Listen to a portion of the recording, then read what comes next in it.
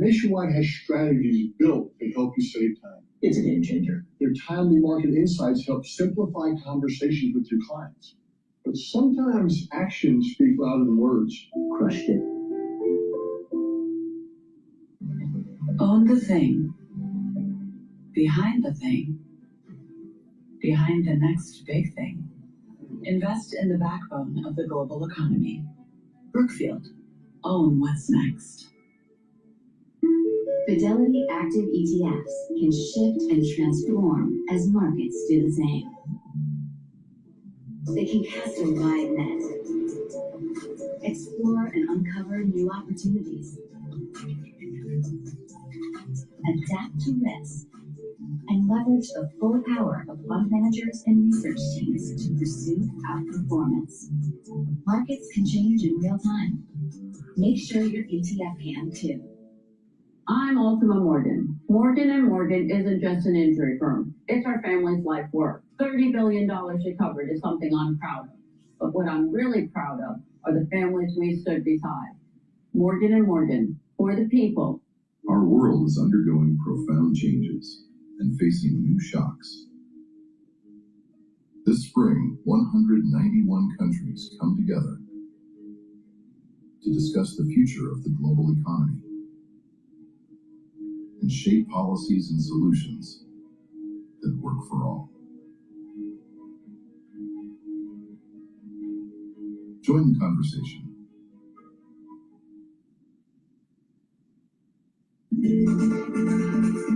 This spring, Bloomberg House arrives in Miami, set against one of the world's most electrifying sporting stages, where business, investment, and culture converge, and where the future of sports, media, and technology comes into focus. Experience Bloomberg journalism come to life, powered by real-time data and the conversations shaping what's next.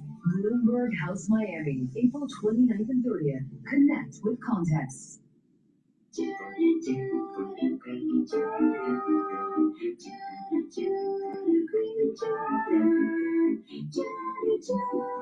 Cat time, treat time, anytime. From the world of politics to the world of business, Joe Matthew and Kaylee Lines deliver news, insight, and analysis live 2 times a day, every trading day. Balance of Power at 1 and 5 Eastern, only on Bloomberg. Bringing you the world's business and financial news whenever and wherever it happens. I'm Michael McKee at Mount Everest. This is Bloomberg.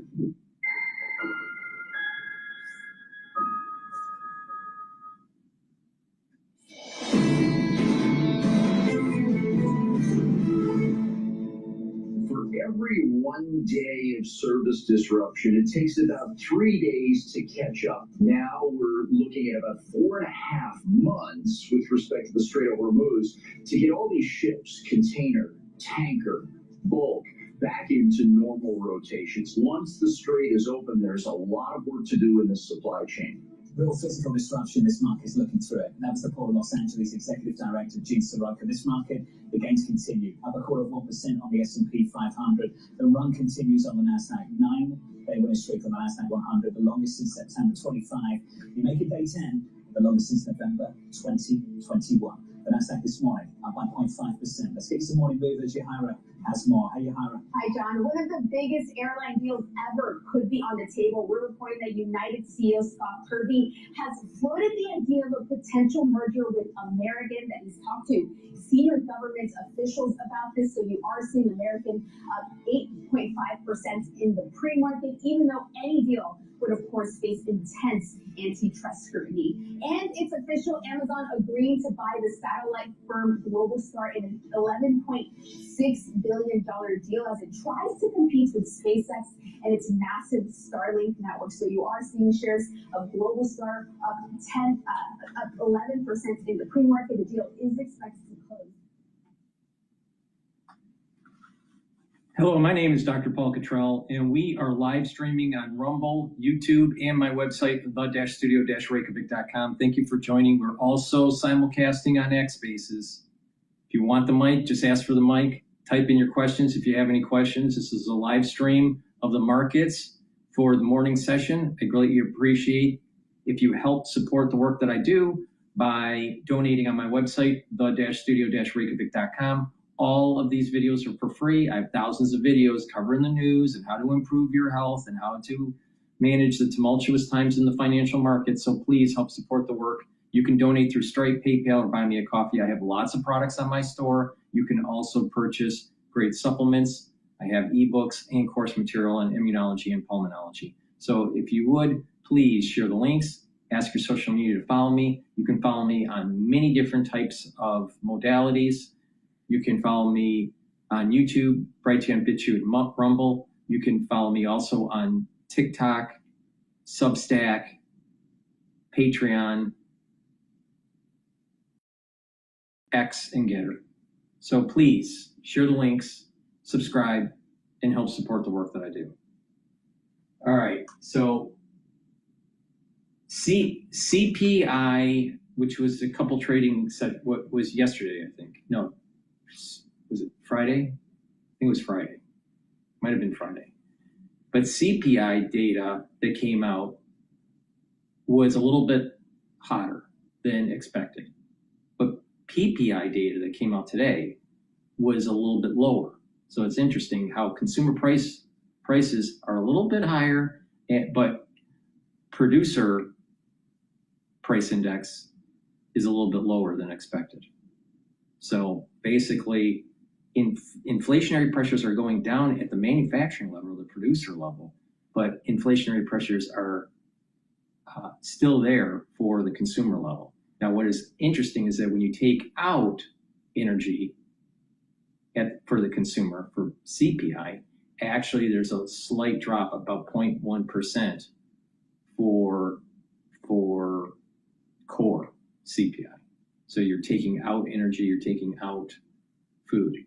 So there is a little bit of a stress because of energy costs are higher for the consumer. It doesn't seem to be affecting the producer yet, which I find is an interesting dynamic. Please go to my store, the-studio-reykjavik.com, and get the Boomer Boost. Boomer Boost has 68 nutrients. It's going to help to target multiple systems. You're going to be able to target your musculature, your cardiovascular health, your brain function, bring up your energy levels, rev up your metabolism, help with your immune system and your endocrine system. This is a great supplement to help slow down the aging process. Take it every day. It's a month's supply. It's really important to take. If you have chronic headaches, you'll notice that your headaches are diminished in terms of frequency and in terms of magnitude. So you get a lot of benefits from taking the Boomer Boost. And over time, what's going to happen is that your whole body is going into homeostasis. Your whole body is getting healthier. You're going to have more energy. You're going to have more vitality, and you're going to be aging slower. So please go to my store, the-studio-reykjavik.com. This is really important to take every day. It has a very comprehensive compound profile here. It's a powder. You mix it with soft foods, filtered water, a smoothie, or even with milk. I mix it with hummus, but you can mix it also with, let's say, applesauce or yogurt. It's a great way to get healthy. And it's relatively inexpensive as a supplement to take every day. So please go to my store, the-studio-reykjavik.com, and get the Boomer Boost. Make sure you use discount 5. I want you to save some money. You know, CPI is higher, you know, so you need to save money, right? So that was a joke. So please go to my store, use discount 5. It's all caps, discount 5, number 5. Click the link in the description to get to my website, the-studio-reykjavik.com.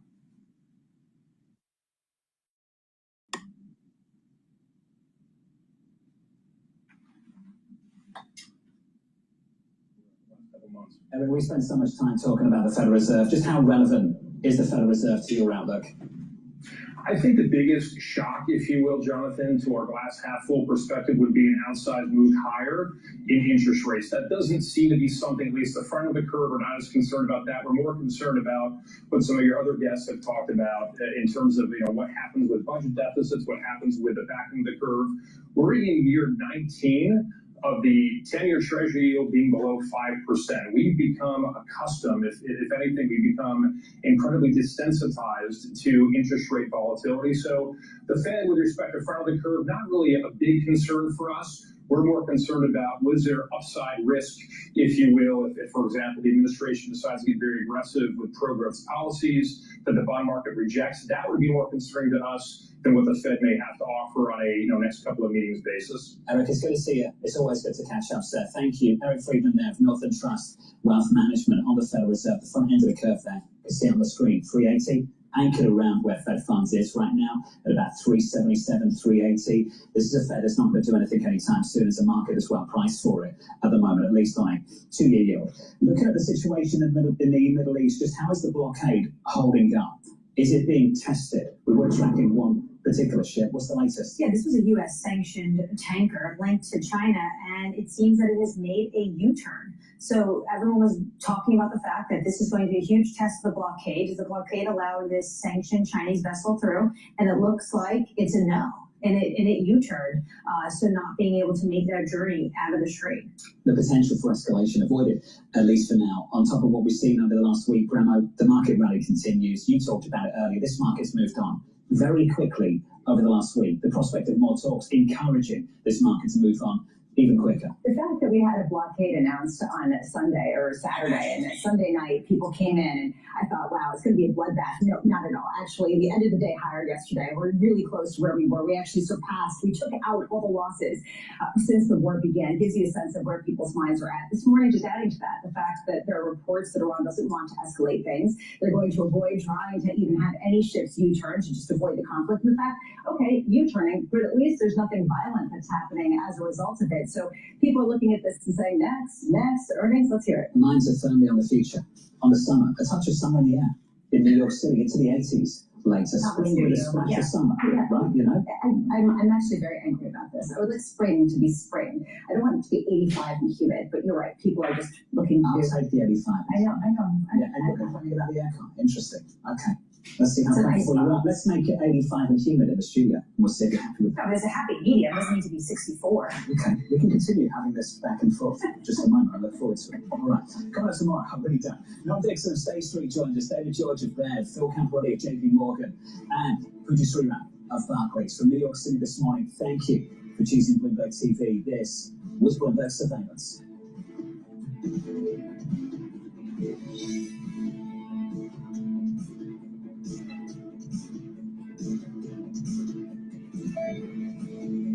Nationwide.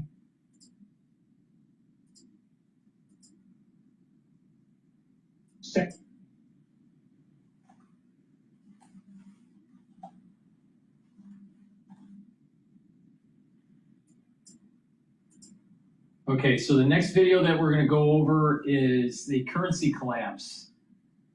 This adds a new economic pressure on Iran, says ex-energy secretary.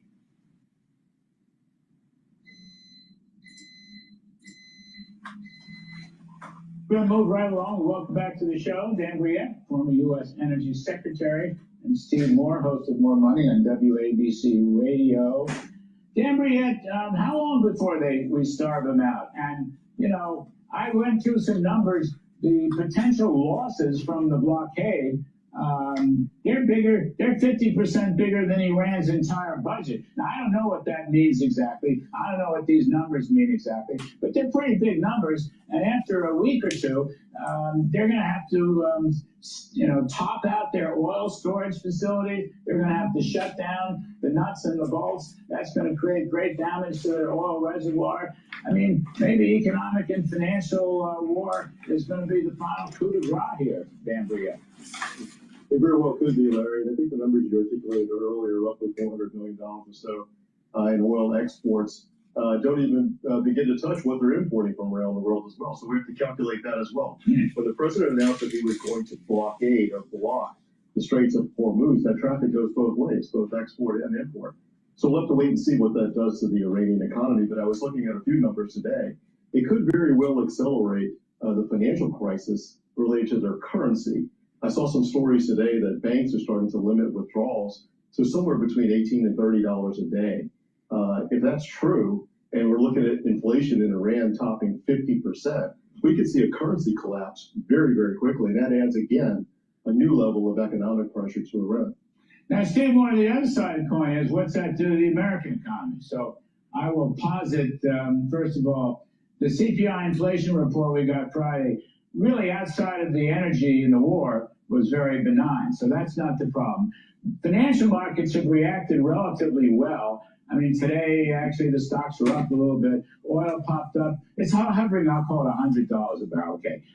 But basically, there's no new catastrophe here, but it may take longer. Financial, budgetary bankruptcy and starvation may take longer with oil and gasoline at these levels, Steve. So what's your take on the impact for the American economy? Well, first of all, I think, Larry, the most important thing is that the markets are just so hungry, thirsty for good news about Iran, which is going to come. It's going to come. I don't know if it's going to come in 3 days or 5 days or in the next few weeks, but it is coming. Trump will win. And when he does, you're going to see an explosion. You're going to see the most joyous rally you ever saw in the market when that day comes. And again, whether it's 2 days, 5 days, 10 days, 15 days, I don't know, but it will come. As we are live streaming, the futures market for the S&P 500 is at 6,938. All right?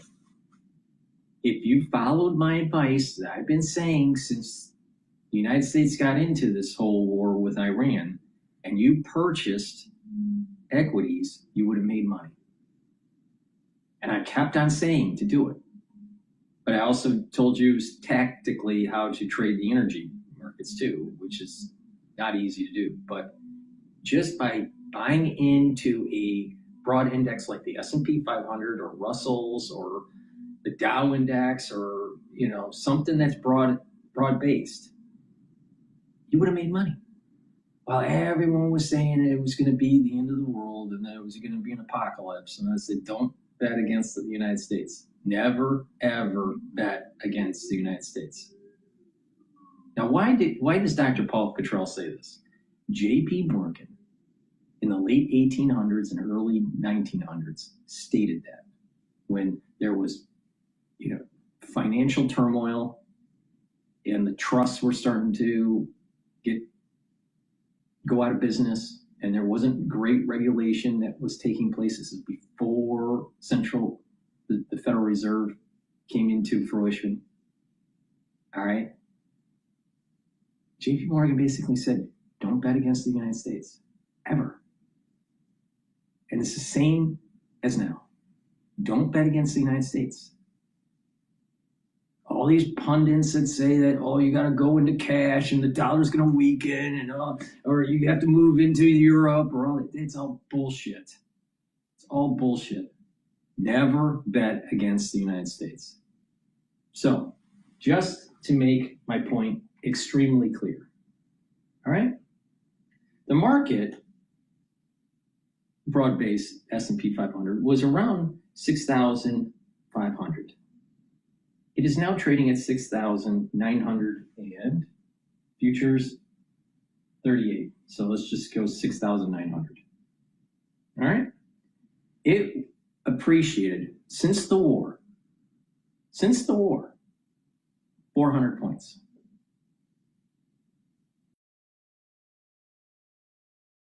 That's a 6% return in 5 weeks of your new deployed capital. All right? Just pay attention to me, you'll make money. If you pay attention to me, you'll slow down the aging process and be healthy. It's that simple. That's all you got to do. You don't even have to think. All you got to do is just listen.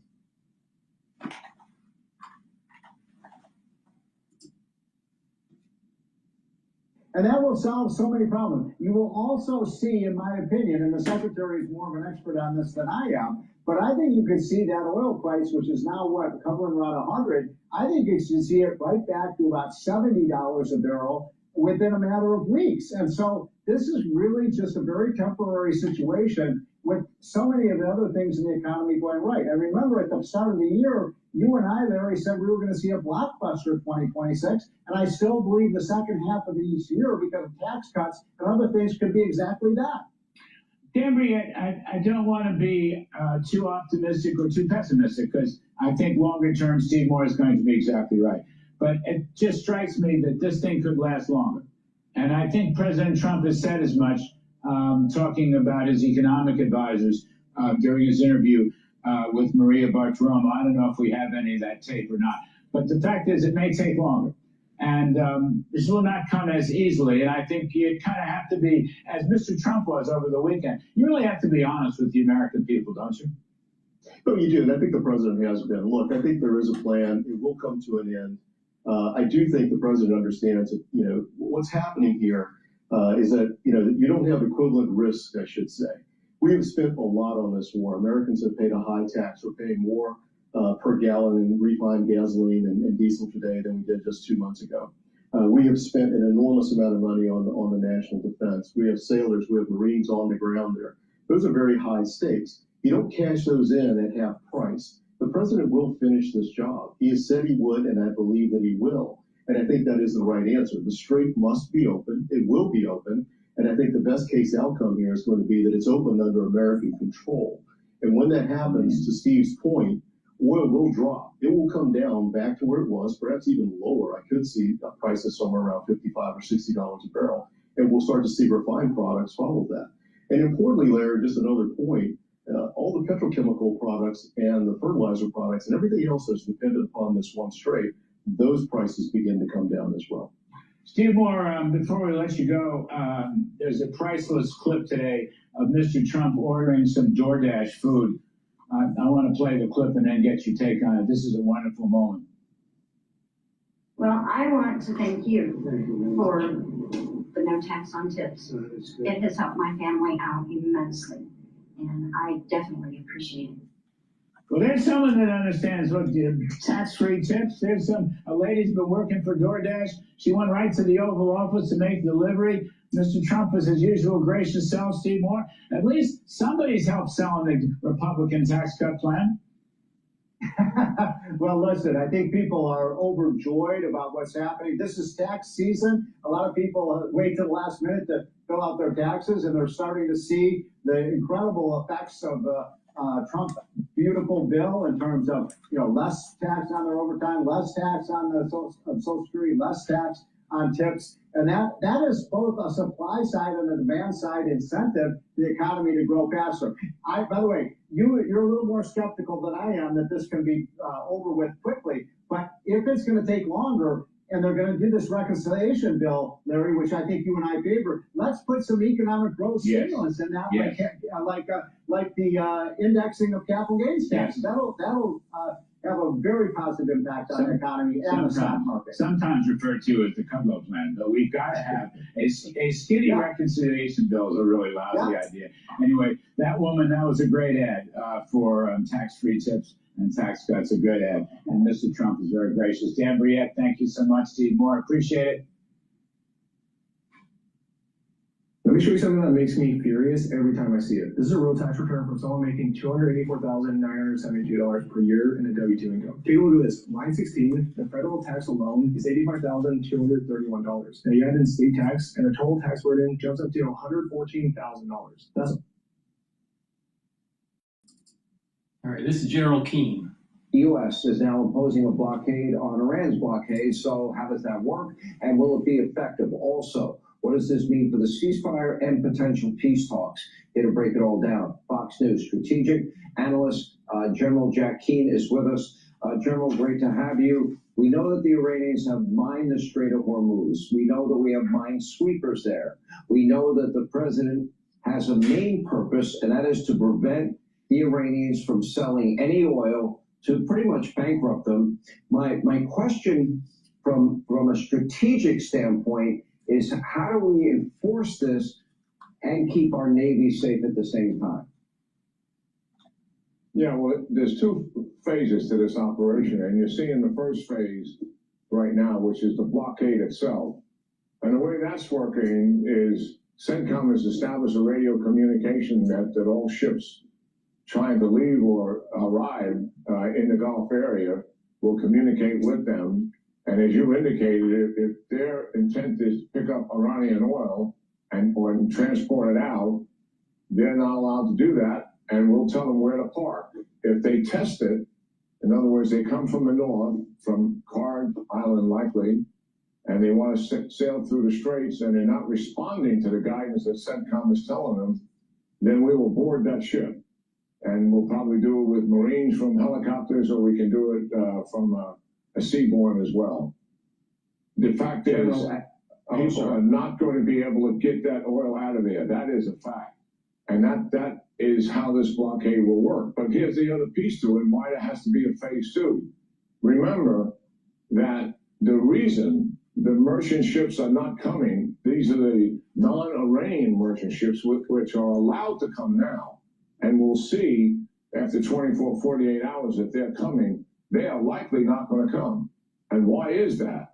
Because of the intimidation and coercion of Iran in the past has threatened them, and they still may not want to move.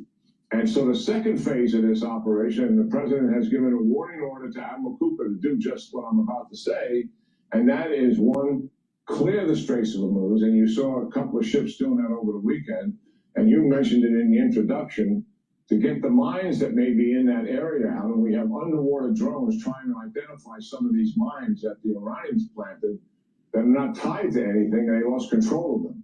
So that will be done, and then we have to secure the Straits of Hormuz, and then also escort transit through the Straits of Hormuz. That will take some time to do that, but that will certainly block any intimidation or coercion that Iran still may have on the merchant owners of their ships, and who don't want to send the ships down there. They don't want to lose their crews, and they certainly don't want to lose their ship.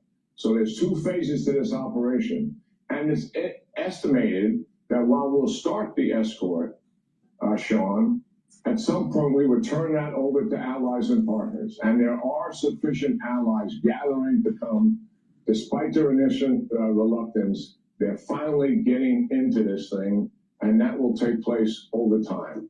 Now, if negotiations work out, and Iran is willing to agree to everything, and remember, President Trump said everything, and listen, I have complete confidence here in what I refer to as the backstop, and that is President Trump.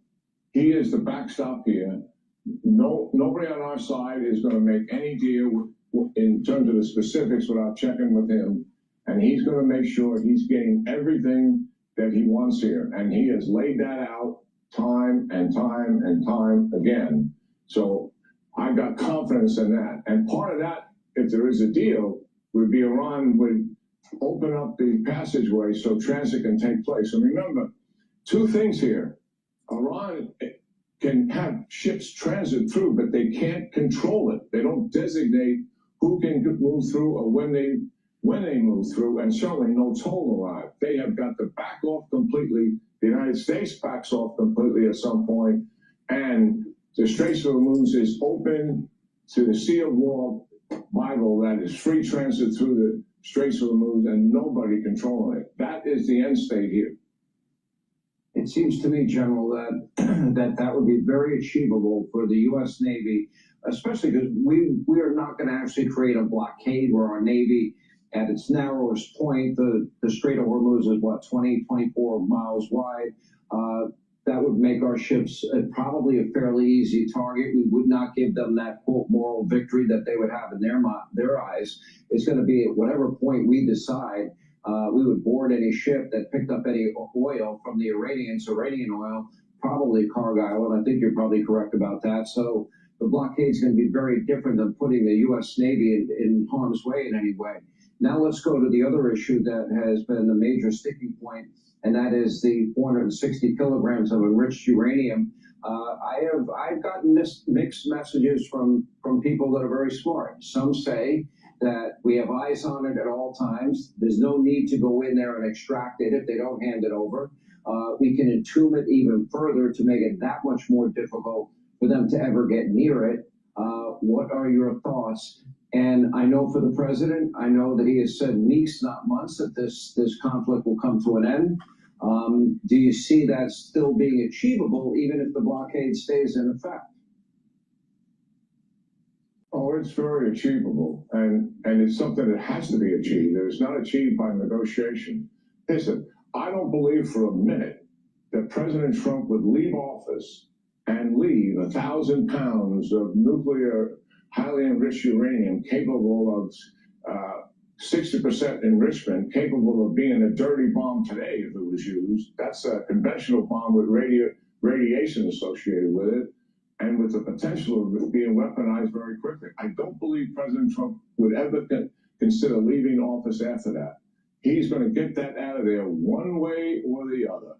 He's either going to get it through negotiations, or another way to get it is Cargallen itself. 90% of the distribution of all their oil goes through Cargallen. Right now, none of that is working. At some point, we can say to the Iranians, listen, you let us come in and take the nuclear, highly enriched uranium out of there. We'll do it ourselves, and we'll make sure it's out of there, or else you're going to lose Cargallen. Either we're going to take control of it completely, or we're going to blow it up. And that is coercion and intimidation, to be sure. I'm absolutely convinced that President Trump is not going to leave nuclear dust there where we can keep surveilling it. And every once in a while, when they make a move on it, we have to go in there and conduct another airstrike. And that could be going on periodically. I don't see that in the cards. Nor do I see them even in a nuclear deal letting them have any kind of enriched uranium, even in the lower grade. Why? Because they lie and they cheat. And, you know, a little bit grows into a lot. We have already seen that take place in dealing with these guys. Whenever we're dealing with the Iranians, we got to know, and the president and his team knows this, these guys are liars and cheaters, and that has been their operandi for almost 50 years now. And they're masters at this stuff. But they are back on their heels now. You can see that in the negotiations. Sean, I think they underestimated where President Trump really is. When they got the ceasefire and the war stopped because of the Straits of Hormuz, I thought they believed that the United States is in a much weakened position and will go in there in these negotiations, and they will be in a situation where they're going to bend to our will and let us do some of the things we want to do. And President Trump said, no way, we're not doing any of that whatsoever. As a matter of fact, while they're negotiating, he's sailing 2 ships through the Straits of Hormuz, making the first pass through there on the way to actually clearing the whole Straits of Hormuz eventually. And then, of course, we saw what happened right after that, and that's ordering the blockade itself. They know who they're dealing with now. If they had any doubts whatsoever, they absolutely know who they're dealing with. He's not going to be intimidated. They've got to know that they're next on the list of individuals to be targeted, even though they're the 4th and 5th tier leadership. General? I just hope that Trump is successful in allowing for the secular community within Iran to overthrow the IRGC and the theocratic regime so they can have a constitutional republic. If the theocratic regime stays intact, somewhat, even degraded, heavily degraded, if the IRGC stays intact, even if heavily degraded, what's going to happen is this is going to rear its head up again, and it's going to be even worse for the United States. Trump has to not just open up the strait and get the energy costs down, but he has to kill negative Esau. Or there's going to be either in his administration or a future administration that's going to have to deal with the problem. This is exactly what happened in, those early day wars that were taking place between the Muslims and Israel in the late 60s and the early 70s. And in many cases, Israel actually capitulated. They gave in. They created ceasefires and peace agreements that didn't hold, that couldn't hold. So, independent on what spectrum you lie on in terms of who's at fault in the Middle East, I don't really care. The bottom line is this: It has been written down for thousands of years that negative Esau has to die. If negative Esau doesn't die, what happens is that there's world calamity. So I think we're at a crossroad here. We either kill negative Esau or we end up having problems later down the road. And we will not have a president like Trump again in our lifetime.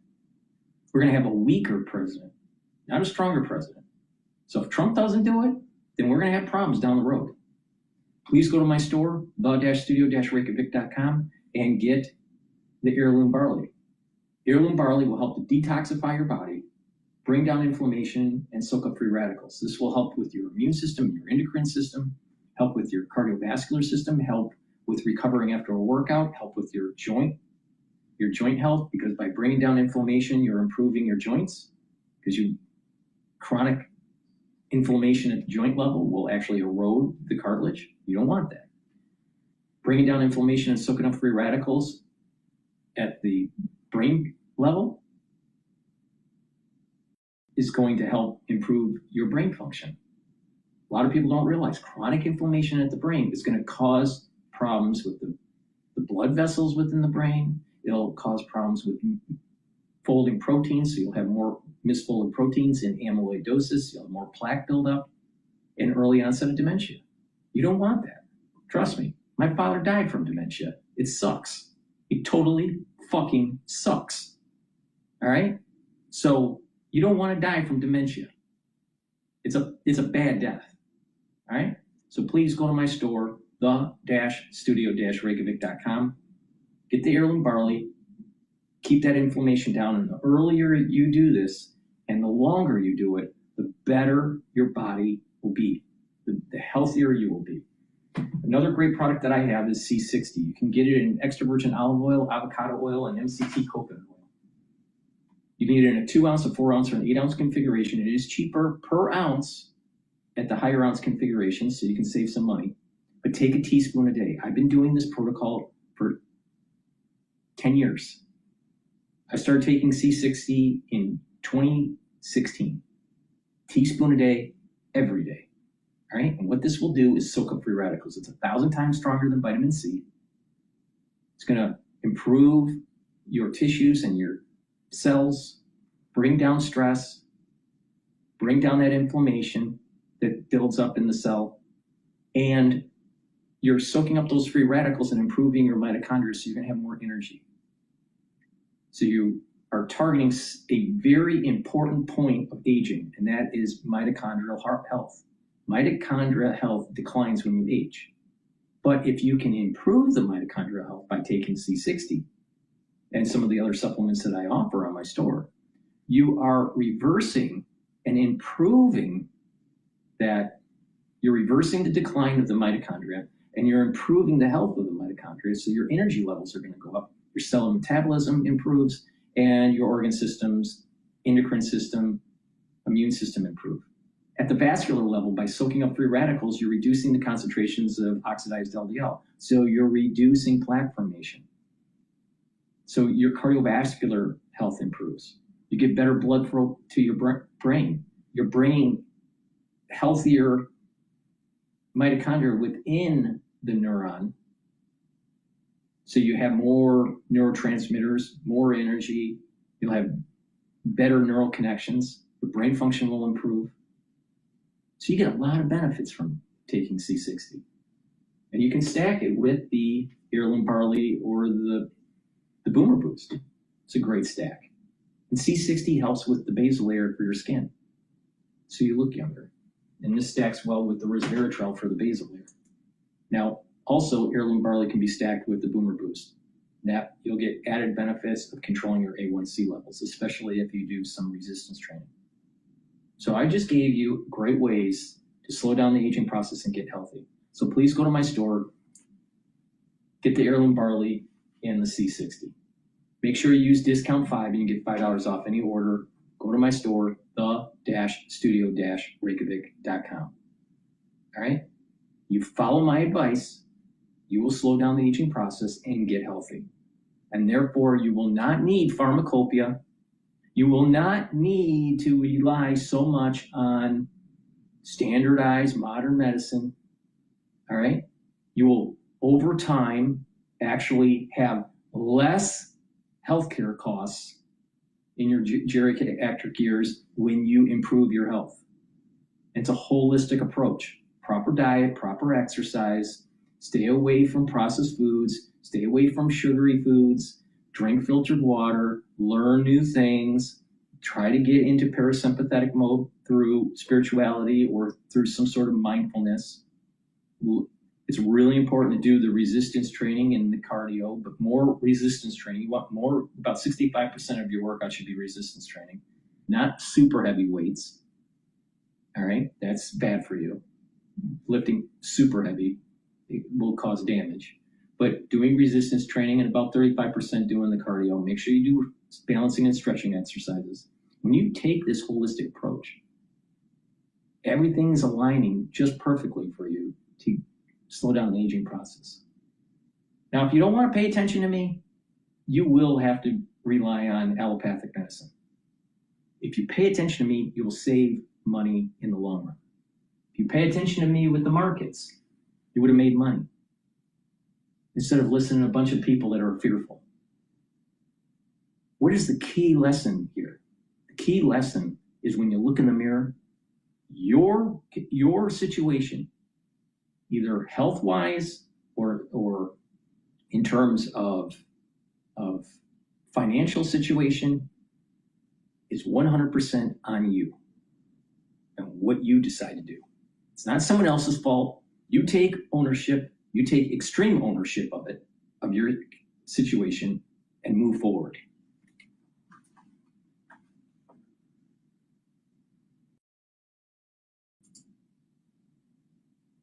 All right, let's listen into Times Radio about what U.S. Navy will do now. 2 ships have broken Trump's blockade. All right, let's listen about this. This was published 25 minutes ago. Pace University gets people where they want to go. Through immersive academics, real-world experiences, a customized approach that takes the Strait of Hormuz, and despite this, one being China being very critical of the blockade. So what does Donald Trump actually do about that? Any ship that's moving through the Straits of Hormuz. Well, as the President of the United States showed, 2 can play at that game. And if the Iranians are going to try to engage in economic terrorism, we're going to abide by a simple principle that no Iranian ships are getting out either. We know that's a big deal to them. We know that applies additional economic leverage. And again, Brett, the president wants the Iranian people to thrive and succeed. Well, he also claims a lot of progress has been made in talks with Tehran, and meanwhile, negotiations between Israel and Lebanon are due to take place later in Washington today. Katie, Israeli and Lebanese officials are meeting publicly in Washington for the first time in decades. How significant are the optics of this in Donald Trump's White House? I think the optics are significant. Of course, the question is how substantive it's going to be. But when you think about some of the tensions in this war, and one of the big things in DC and parts of the mega base is the role of Israel. And what you'll hear lots from figures that aren't particularly even fringe in the mega movement is the sense that they fear America has been pulled into Israel's war. They have different objectives as to how it ends. And therefore, when you're trying to find a path to peace, Israel's actions could be something that holds it up. So I think both in terms of general peace in the Middle East, but also a sense of how can you eventually wrap this thing up, which is what Donald Trump is under pressure to do, no matter what he says, from those around him, from those who want to focus on other issues, from those who didn't want it in the first place. Israel-Lebanon is going to be a key factor of that. The president has warned that ships approaching U.S. forces are going to be immediately eliminated. How's that being received in Washington? Is anybody a bit worried about it? I think as ever with Donald Trump, people say take them seriously, but not literally. But it really does depend on certain times of the day. I think he's said other things that have caught more attention this week. When it comes to, I suppose, how this war is going to end or how it's going to escalate, the blockade received a mixed reaction. But also, I think there was a sense of frustration in Washington, D.C., that these talks after 19 hours had ended in Islamabad. And you had J.D. Vance talking about, Had there been error in good faith, the Iranians could not accept what they wanted on nuclear weapons. And then people expected some kind of retaliation from Donald Trump. If there wasn't going to be one, then they would have put something bigger coming into Iran. I guess the bigger question probably today is, how is the blockade working? Because we're already having reports that 2 vessels have managed to get through the Strait of Hormuz, and despite this, one being China linked, China being very critical of the blockade. So what does Donald Trump actually do about that? Are we about to see that talk of elimination coming in if people are managing to get boats through the Strait of Hormuz, which the US has said they cannot? Yeah. Okay, look, meanwhile, JD Vance.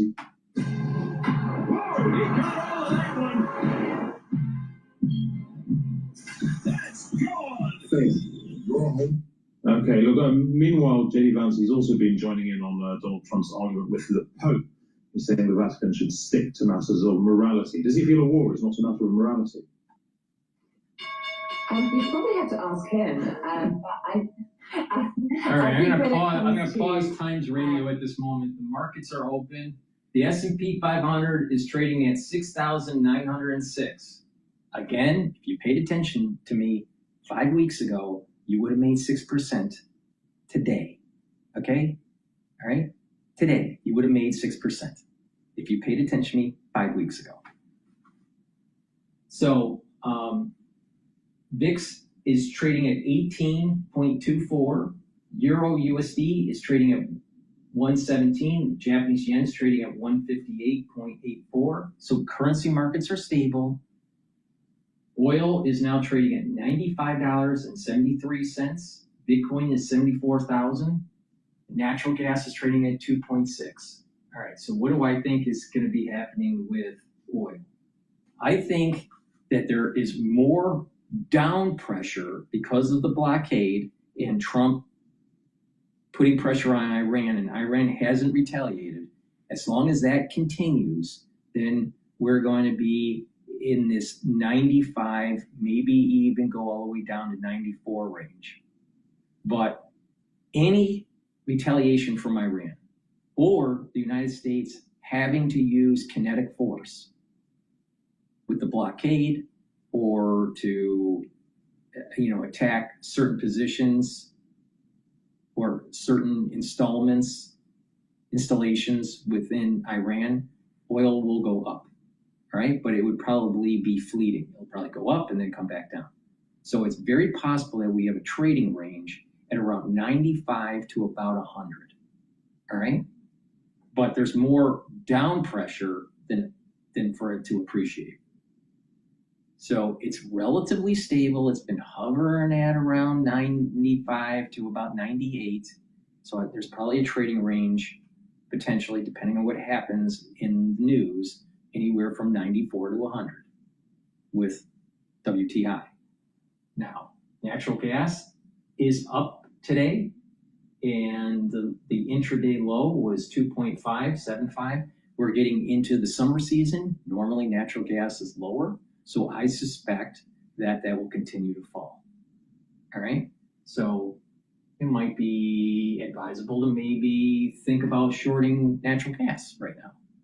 But if something bad happens in the Middle East, natural gas will go up more. And typically, natural gas and oil has a tendency at times throughout the year to be inversely related. So you have oil going down today, you have natural gas going up. So that seems to be the modus operandi, seems to hold.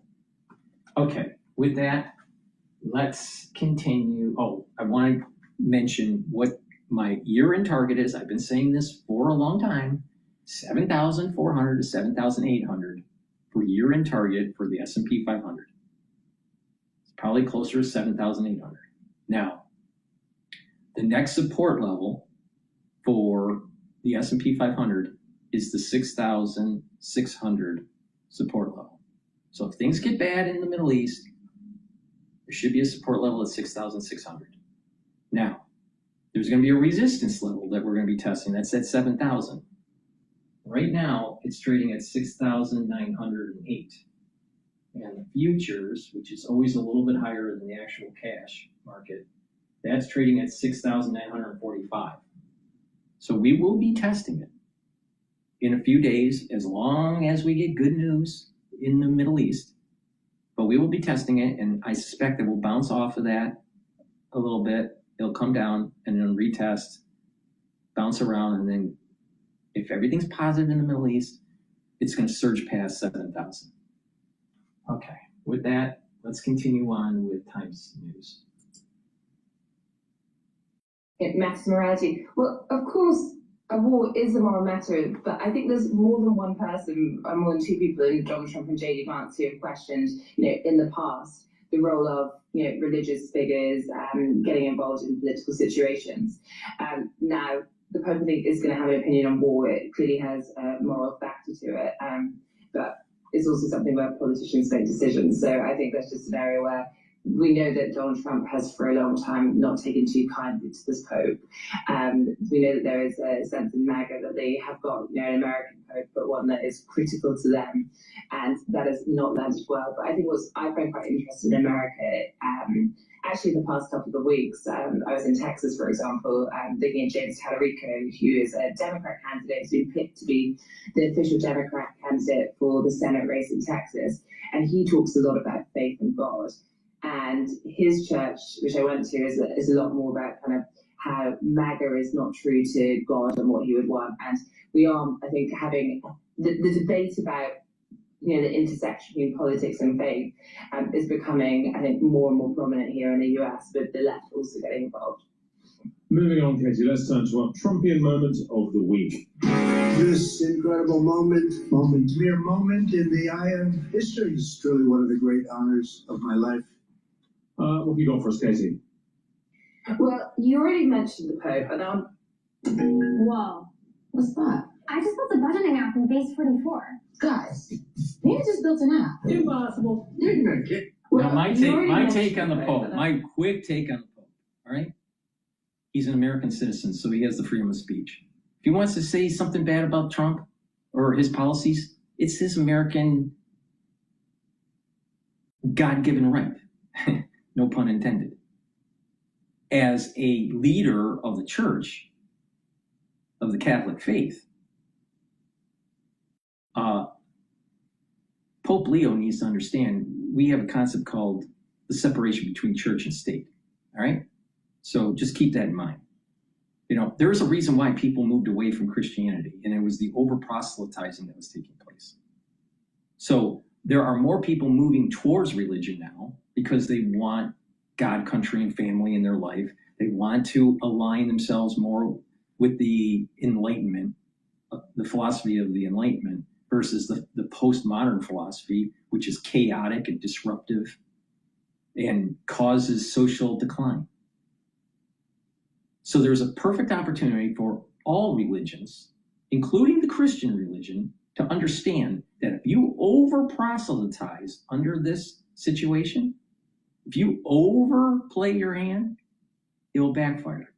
And people will move away from the religion just like they did in the 80s. So people that are part of the clergy, either, priesthood or imams or rabbis, or I don't know what the Buddhist version of it is, monks, all right, some sort of monk priest, they need to realize, take this as an opportunity to be able to get people back towards spirituality, but don't overplay the hand. Because if you overplay the hand, what will happen is postmodernism will come back. And you don't want that, because postmodernism is what erodes our economies, because postmodernism is directly linked to socialism and communism and Marxism, directly linked. You're not going to have God, country, and family. And therefore, the society will continue to decline. So this is a perfect opportunity to get people to be more spiritual, but don't overplay your hand. So the Pope wants to say something, okay. He's an American citizen. He can say whatever he wants. He has the freedom of speech. But as a leader of the church, I find it very odd that he thinks it's okay for Iran to have a nuclear weapon. I think it's very odd that he'll say more about Trump, but what about how the Ayatollah and the IRGC massacred the protesters in Iran? He'll say more about Trump than actually looking at this and saying, you know what, this is actually a biblical issue that goes farther back than Christianity with Jacob and Esau. And the wisdom of the mother. I don't recall the name of the mother. I don't think it's Rebecca. I think it's the one, maybe it is Rebecca. I think it's a different one. I'm not sure. But the mother of Jacob and Esau, of the twins, knew that Esau could not get the blessing, even though he was, quote, the firstborn, because he was born just before Jacob, because of his animalistic behavior. So certain people with certain mentalities can't have certain types of weaponry, like AKA nuclear. Now, such a scholar like Leo, the Pope, should know this. So Esau, negative Esau, we're literally seeing being targeted and is right in sight of being killed off. And this has been written down for more than 2,000 years in texts. And that's not including what was written in the Old Testament. The Old Testament goes way back farther. So Leo, he knows better. He knows this. It's not like he doesn't know this. So, church and state separation in the United States. That is a pillar of our constitutional freedoms.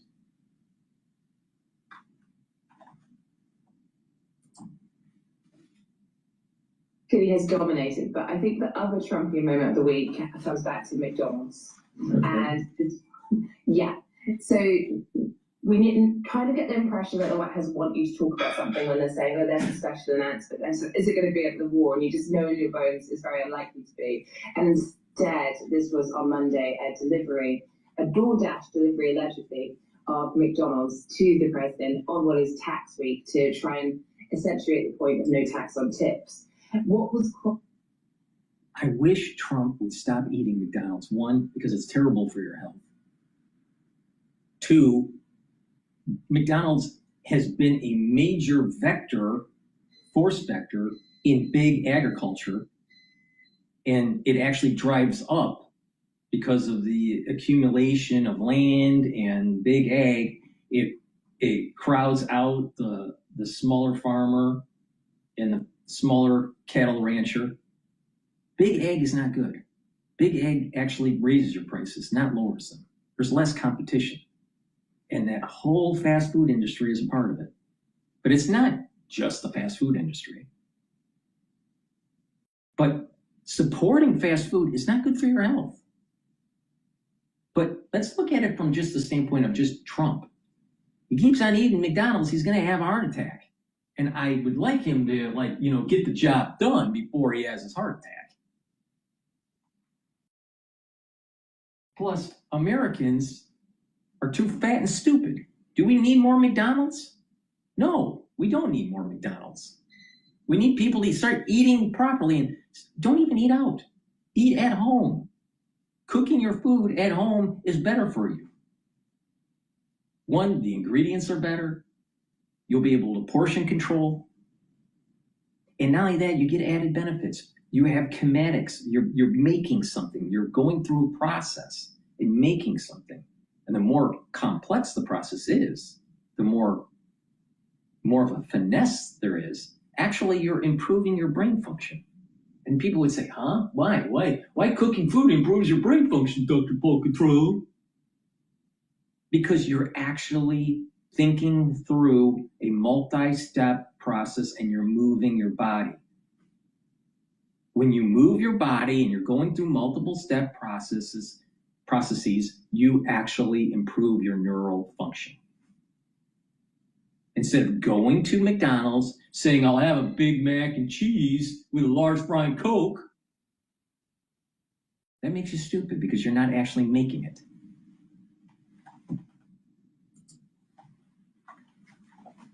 Entertaining about the spectacle was this was a grandmother who showed up in her DoorDash shop and then was talking, and then even Donald Trump could see that this isn't staged at all because, of course, if you were DoorDash or name any delivery, Deliveroo, Uber Eats, we can go through them all. If you were those, you wouldn't be able to just walk through White House security. So they clearly picked their desired DoorDash. There are now lots of things online about how this woman has also testified on how tax for tips has helped her in the past.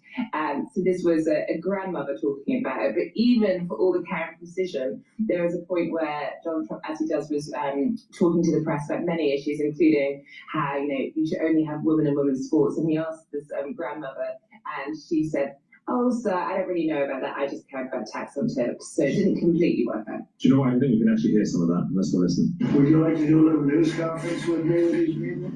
These are not the nicest people. They're not nice like you. You know that, right? I'll do whatever you ask me to do, sir. Any idea what you ordered? I've heard before it's all burgers and no fries. Yeah, I think chicken. Build on-brand assets in no time with Canva's AI-powered design generator. Simply type an idea and watch it appear. Yeah, I think chicken nuggets are involved. I've heard, yeah. But I do think it's burger heavy. I mean, there was that great photo in the first couple of weeks of Trump's victory, where he was on a plane with his new health secretary, RFK Jr., and they were all eating McDonald's, which I think was interesting in the sense that RFK Jr. with the Maha movement has not been particularly big on McDonald's, but we know that Donald Trump is very big on McDonald's. And I think RFK had to accept, obviously, the job. We would radically change the cardiovascular health of the United States if we got rid of fast food. Now, fast food came out in the mid-50s, roughly. That's when it started, all right? And people could notice actually cardiovascular disease in the soldiers during the Korean War because of fast food. Now, why would I say that? Because there were so many soldiers that died, they could actually see while they were having their guts cut open while they were trying to save them. They could see that plaque was starting to build up in the vascular system. All right, so there was a inflection point in the 50s that was starting to take hold. Now, that was relatively minor relative to the types of fast food that we have today, which is a lot worse. And the calorie increase is way higher. So eating fast food every day, I have a comment on X Spaces saying that someone had a neighbor that ate food every day. I think it was Burger King, but ate every day, and they lived until they're 80. Well, you can live to an older age. That's not the only variable that allows you to live to an older age. Just diet. There's also other components to it. All right, but the thing is that I'm willing to bet that someone that is eating every day, which seems to be a little bit hyperbolic, but if someone is eating fast food every day, I'm willing to bet their BMI is above 25. Well, that's not good. That's not good. So if you live that longer and you are fat, most likely you had problems with your joints, problems with your legs, problems with blood flow. So just living longer isn't the point. It's living a more healthy life. That's the point. You want to have vitality when you have your longevity. So, but there's far too many people that actually die because of cardiovascular problems by eating fast food. My brother was one of them. My brother, even though we're predisposed to cardiovascular disease on my mother's side, and people rampantly die at a young age. My uncles died at a young age. My grandmother died at a young age. My mother, before she died, she had, I think it was 5 heart attacks. My brother had 2. The second one killed him. And you know the thing, the common thread was not eating properly. My brother ate tons of fast food. He worked late, he was in accounting, he was in finance, and it was convenient. And it killed him. You know what his last meal was? His literally last meal before he died? Chipotle. I'll never fucking eat Chipotle. Ever. So when people think, oh, it's going to be so great to just eat fast food, and then you're going to, I know people that live on, I have not met anyone that had fast food every day and didn't have cardiovascular disease and didn't have a big BMI, had a large BMI. Not one. He wanted, but in doing so, eat some food that he had railed against. Finally, Katie, let's compare Westminster to Washington. And this week we're going to talk about deputies, Deputy PM David Lammy and Vice President J.D. Vance. Of course, they are soon to meet. Which of these do you think is the more influential person with their bosses, their respective bosses? I think J.D. Vance is probably more influential than David Lammy. No disrespect to David Lammy. I think that if you look at, and the pair met yesterday in DC. I'm sure we'll meet again as friends, as we are often told. But I think, the role of Deputy Prime Minister you haven't always had. I do think, though, J.D. Vance is recreating the role of Vice President in the way that it was often seen as a dead-end route, and often you gave it to an opponent or someone you just had to keep fairly on side, or you're doing it because they bring some voters over that you're not applying to. And I think that J.D. Vance was not the establishment pick for Donald Trump when it came to who to pick as vice president. He was under pressure to pick someone else. Marco Rubio was one of the names, and actually his son, Donald Trump Jr., I think others like Tucker Carlson were all saying, you should go for J.D. Vance, forget what the others say, because he's going to be more true to the future of MAGA and having post-Trump a MAGA voice, and therefore I think he's talked about a lot more some of the future than some VPs have been in the past. Thank you very much indeed, Katie Ball. It's always a pleasure, always good to speak to you. Katie is, of course, our Washington editor. Please go to my store, the-studio-reykjavik.com. Get the clarity factor. Why? Because this will get rid of that brain fog, allow you to concentrate, and improve the connections of your neurons over time. You'll be able to think faster and have better memory. This is a very powerful neurostic that you should be taking every day. Make sure you drink it with filtered water. Myotrol, super important to build muscle and to maintain muscle. If you're 40 years of age or older, male or female, you have atrophy. You can't build muscle as well. Make sure you do some resistance training. Take the supplements that boost up your energy levels that I have that will help to improve your mitochondria, and take the Myotrol. Myotrol will help with the gene expression to build muscle and maintain muscle. So you're reducing atrophy. That's super important, because with good musculature, you actually improve your brain function. Why, Dr. Paul? Why is it that building muscle will help your brain? Well, myokines are produced, and your concentrations of BD and F will help to protect your neurons. This is the reason why people that have atrophy have a tendency to have less brain function. So please go to my store, the-studio-reykjavik.com. Get the Myotrol. It has polyphenols, flavonoids, and lignans to help with the gene expression to build muscle. If you're an athlete, younger or older, you will also benefit from this to build strength for your sport. So please go to my store and get the Myotrol. Omega-3, again, helps with cardiovascular health, brings down inflammation, and helps you to control your lipid profile, lowers LDL levels, and increases your HDL levels. By bringing down the concentration of your LDL, you have less plaque formation. By bringing down inflammation at the vascular level, you're reducing damage to the intima of the blood vessel. And when you have a better cardiovascular health, you have better perfusion to your brain. So please go to my store, the-studio-reykjavik.com. Make sure you take omega-3. I don't care what age you are. Get the omega-3 and take it. Ashwagandha root helps to control your cortisol levels and your blood glucose levels. That helps to bring down the inflammation. It helps to improve your immune system because chronic elevated levels of cortisol because of stress or pain or inflammation, chronic elevated levels of cortisol is immunosuppressive. And it also damages, that cortisol will damage your tissues. You'll age faster. This is the reason why people that are, quote, stressed look older. It's not the stress per se, it's the actual cortisol concentrations that are actually aging you. You want to bring it down. Bring it down. All right? Take the ashwagandha root every day. It'll help to boost up the immune system and help with your cardiovascular function. Please go to my store, the-studio-reykjavik.com.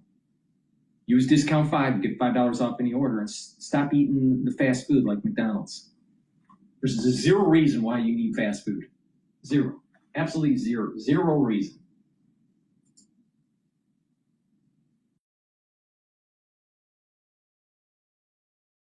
All right, let's listen to Fox News here. Finance the old way.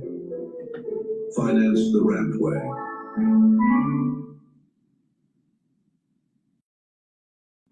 Celebrate your amazing mom. Shower her with love and thoughtful gourmet gifts that say Happy Mother's Day. All. First, we turn it over to Alex Hogan in D.C. with the latest on the Iran negotiations. Alex.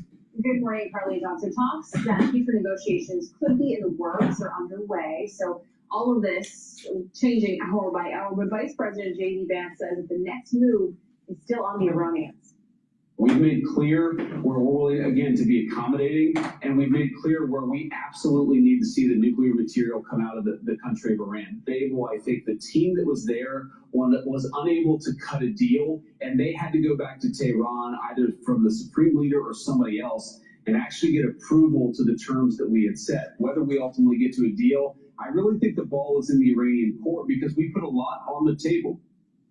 President Donald Trump says the U.S. blockade of the Strait of Hormuz is underway. Pakistan now reportedly proposing of hosting a new round of talks in Islamabad. Some sources telling Reuters that those talks could resume as early as the end of this week. The White House says those non-negotiables that are on their best and final offer, will those still stand? Iran will not have a nuclear weapon. And we agreed to a lot of things, but they didn't agree to that. And I think they will agree to it. I'm almost sure of it. In fact, I am sure of it. If they don't agree, there's no deal. We can't let a country blackmail or extort the world, because that's what they're doing. They're really blackmailing the world. We're not going to let that happen. The UK and France are set to co-host talks this week. British Prime Minister Keir Starmer calling it a multinational plan to safeguard shipping whenever this conflict ends. Carly, Todd, back to you. All right, Alex Hogan, live for us in Washington. Alex, thank you. Let's bring in former NSC Chief of Staff under President Trump, Alex Gray. Alex, good to see you. So, as Alex just said, second round of negotiations reportedly in the works right now, and President Trump said that Iran wants to make a deal very badly. Here is how Vice President J.D. Vance detailed to Brett Baer on the past round of negotiations over this weekend and what they entailed. Listen. I wouldn't just say that things went wrong. I also think things went right. We made a lot of progress, but we also made very clear, and I think this is part of the progress we made, what the terms where the United States could make some accommodation, what terms we were flexible on. In order for Iran to be a normal country economically, it's going to have to be a normal country from the perspective of not pursuing a nuclear weapon, and it's going to have to be a normal country from not pursuing terrorism. And so there really is, I think, a grand deal to be had here. But it's up to the Iranians, I think, to take the next step. Do you think there's a chance this could end in a diplomatic resolution? Well, Carly, good to see you.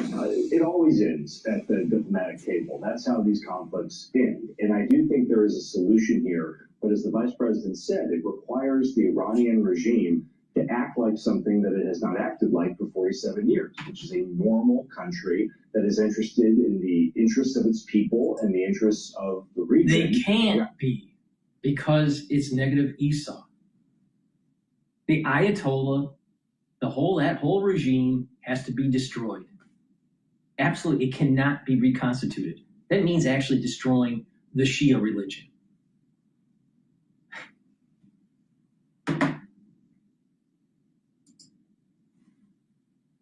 Rather than in a radical expansionist ideology. And that's what the United States is attempting to get the mullahs to behave like. And I think with enough just kicking the can out and economic pressure, I do think the Vice President's absolutely right.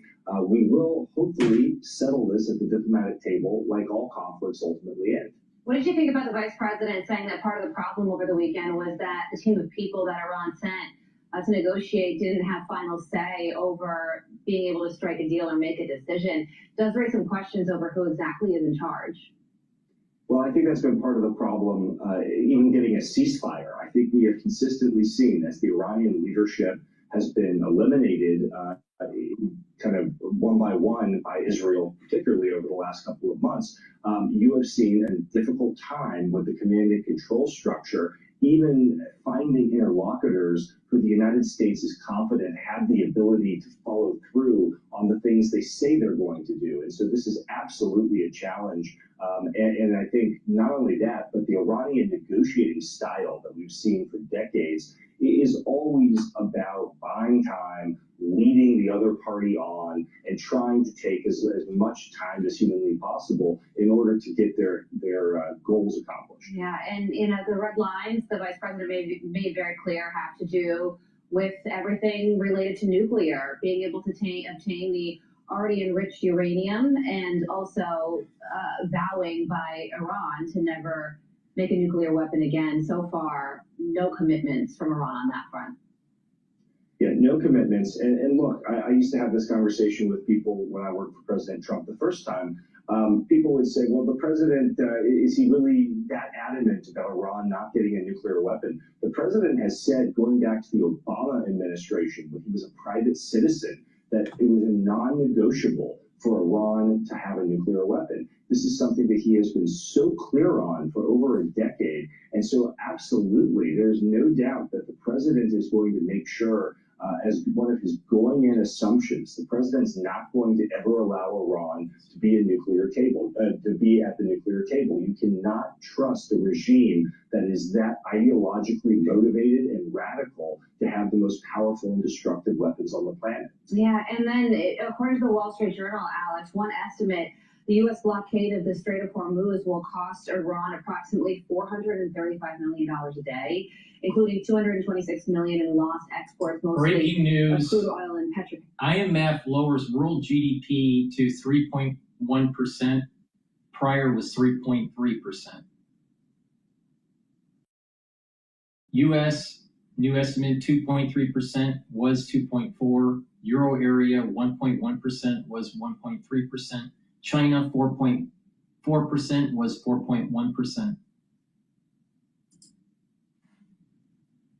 Goals. I mean, this is when the military might meets the economic element of this story. And while Iran is radicalized, money does talk. So which one ends up winning when all is said and done?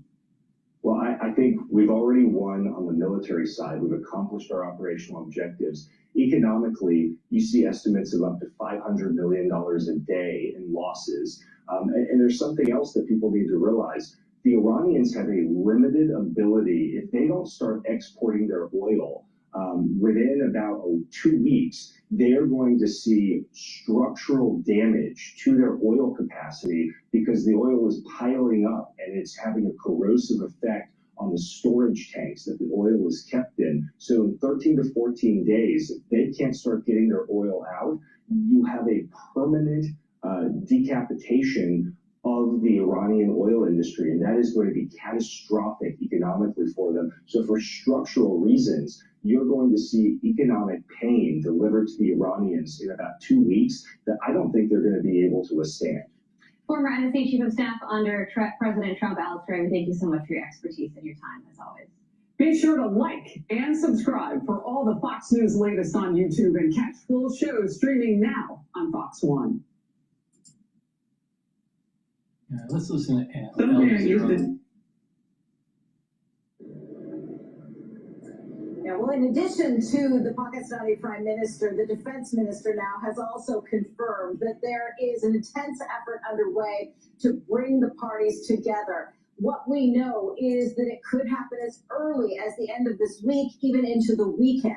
But as we've been reporting here in Al Jazeera, after the talks involving J.D. Vance and the Iranians took place and ended without an agreement on Saturday morning, or rather Sunday morning, the top-level delegations left. But the subject matter experts and the technical teams remained in Islamabad, and they continued to talk because there was this sense that they were very close to being able to effort an agreement. And so what we know is that the Pakistani government seized on that and is now working, trying to get a second round of talks underway. Now, this is likely not to be at the highest levels. What our sources are telling us is this would likely be at the foreign minister level, and if it doesn't take place in Islamabad, it could also potentially be in Geneva, or also we believe it could be in Vienna. But okay, so breaking right now, oil is breaking past the 38% retracement support level, and now it's trading at 93.65.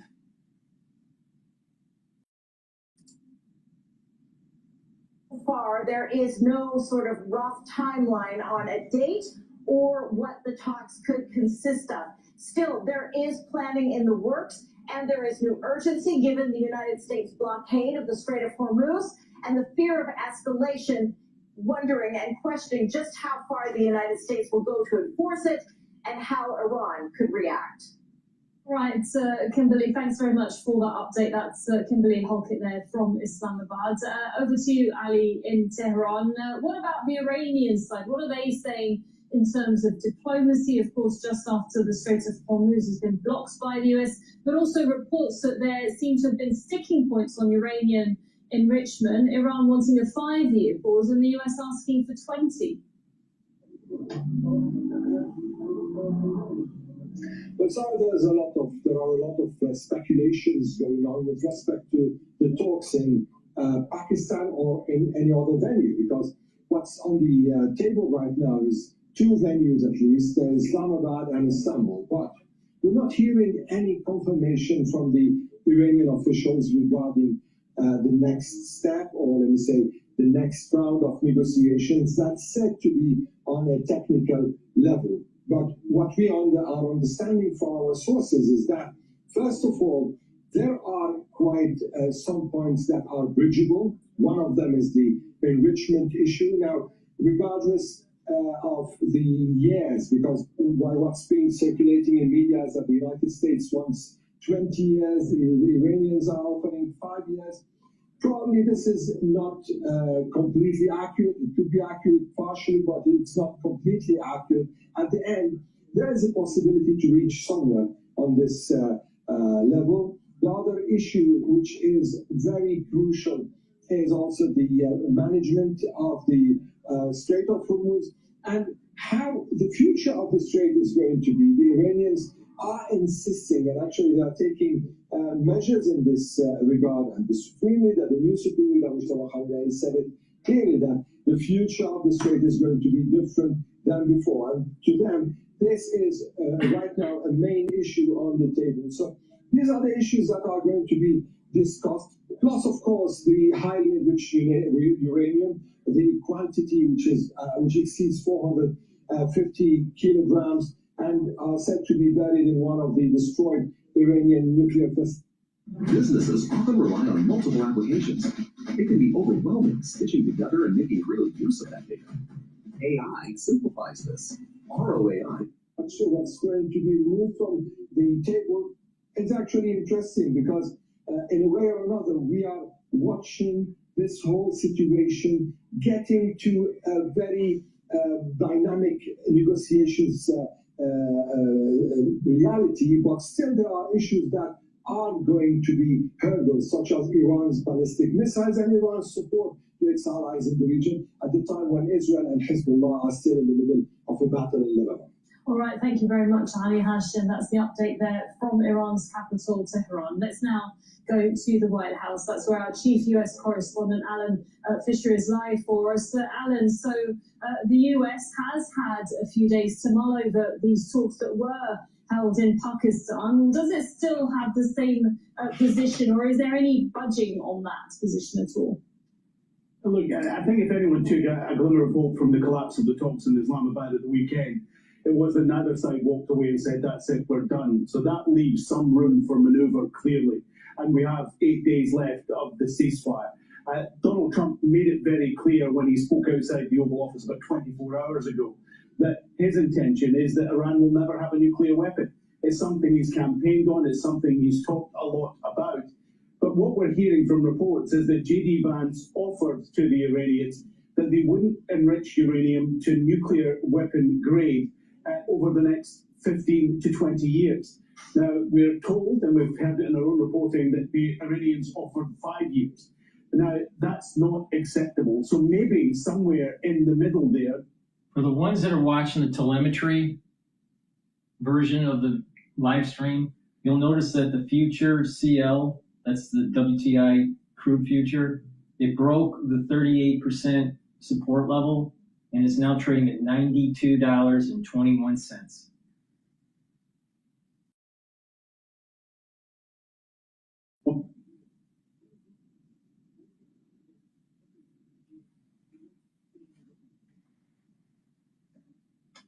Let's see here.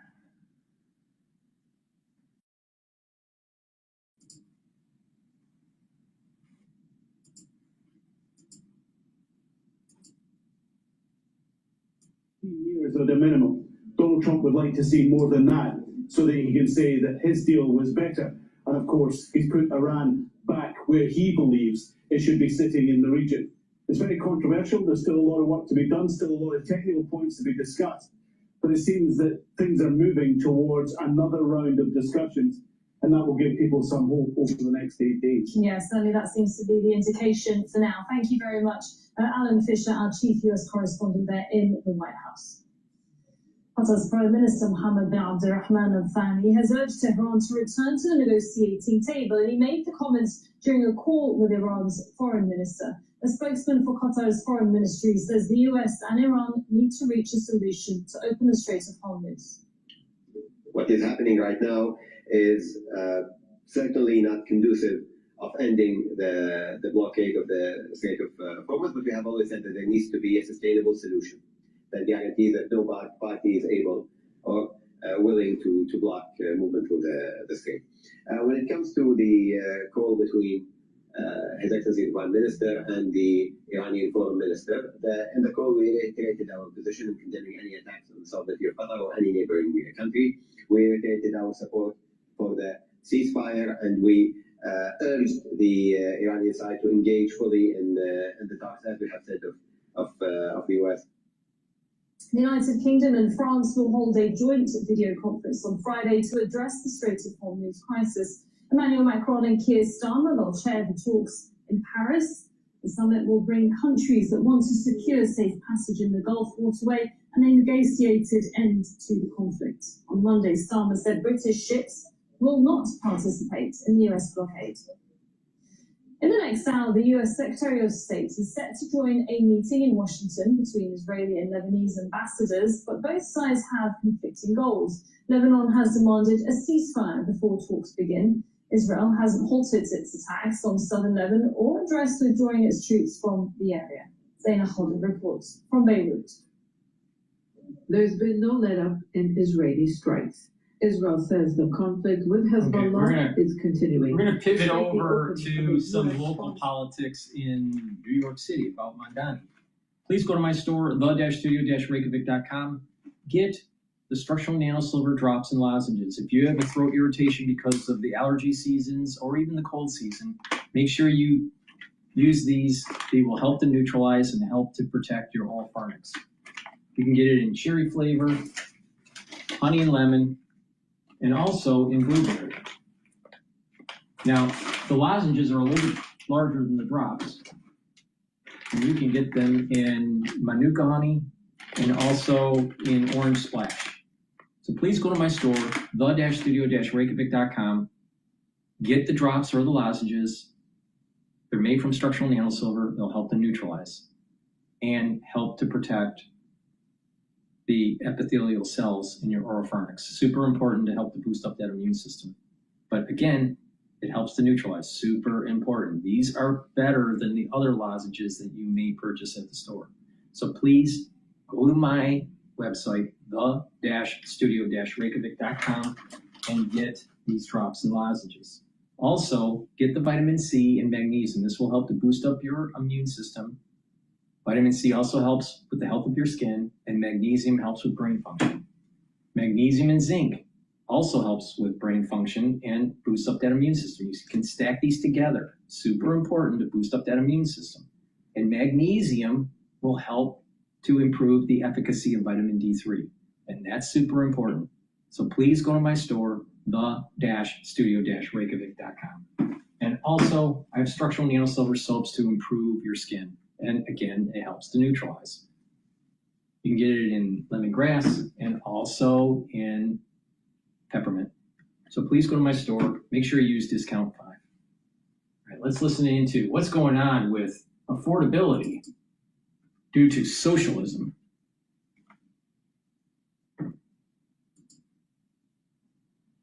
This has increased daily package processing capacity by 4.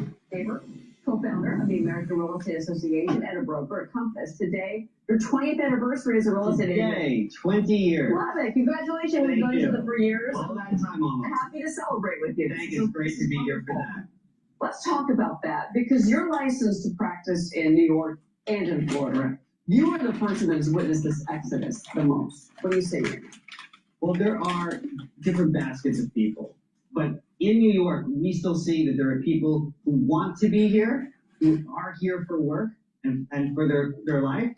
The question is, can they afford to stay here? And that's the top question right now is affordability and how do we make it easier for folks to live, work, and play here and to thrive in the city. And have quality of life at the same time. And recent data from apartments.com that shows that the average rent for a one-bedroom in Manhattan, people across the country are not going to believe this, $4,083 for a one-bedroom in Manhattan, 149% higher than the national average. Take a listen to the mayor of New York and what he said about housing affordability. We're taking on the biggest driver of the affordability crisis in our city, housing. We are going after the bad landlords who violate our laws and mistreat their tenants. New York City will no longer tolerate exploitation as a business model. I have thought often of the Margaret Thatcher quote.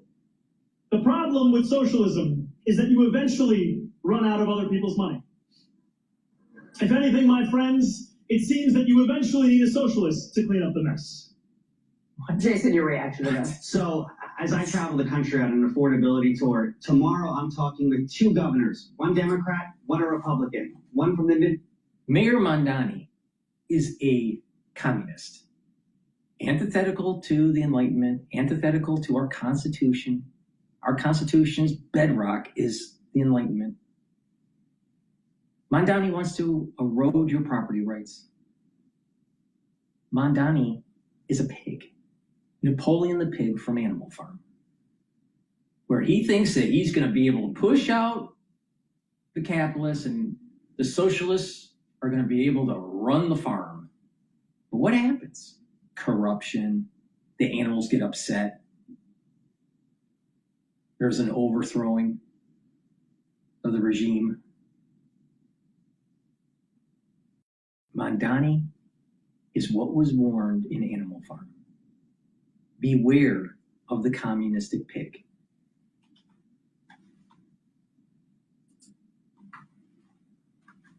One from the West. They both have different prescriptions to solve for affordability. None of what he just said there will help solve this problem. In fact, will only make it worse. That tracks with what I know and how much I've covered Zora Mondani. Yeah. Let's talk about kind of the broader picture because we just got some data in today on existing home sales and it was down more than we expected. So we're seeing pressure on home sales across the country. What's going on? Right, not necessarily a surprise. What it really comes down to is USA, uncertainty, supply, and affordability.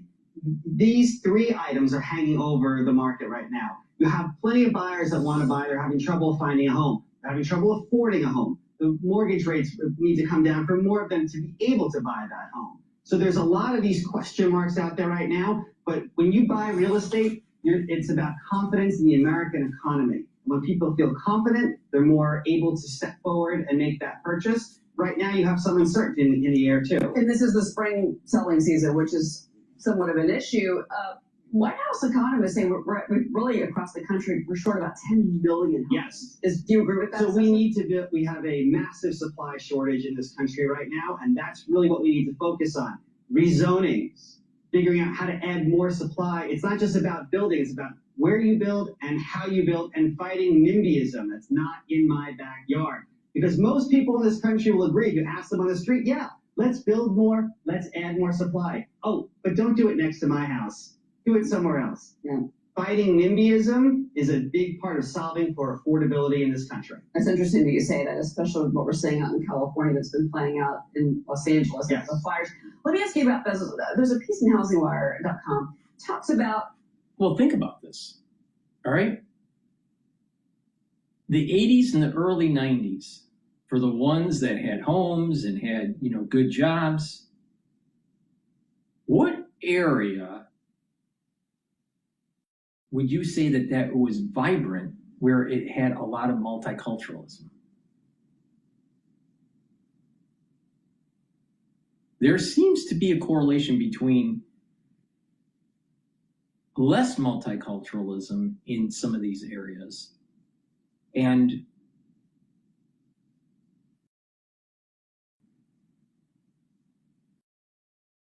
a better way of life, better education, the schools, the behavior of the kids. It's all better when there's less of this postmodernism, less of this multiculturalism. Now, multiculturalism at the surface seems to be great. But the thing is that, unfortunately, what the data is showing is it's a race to the bottom.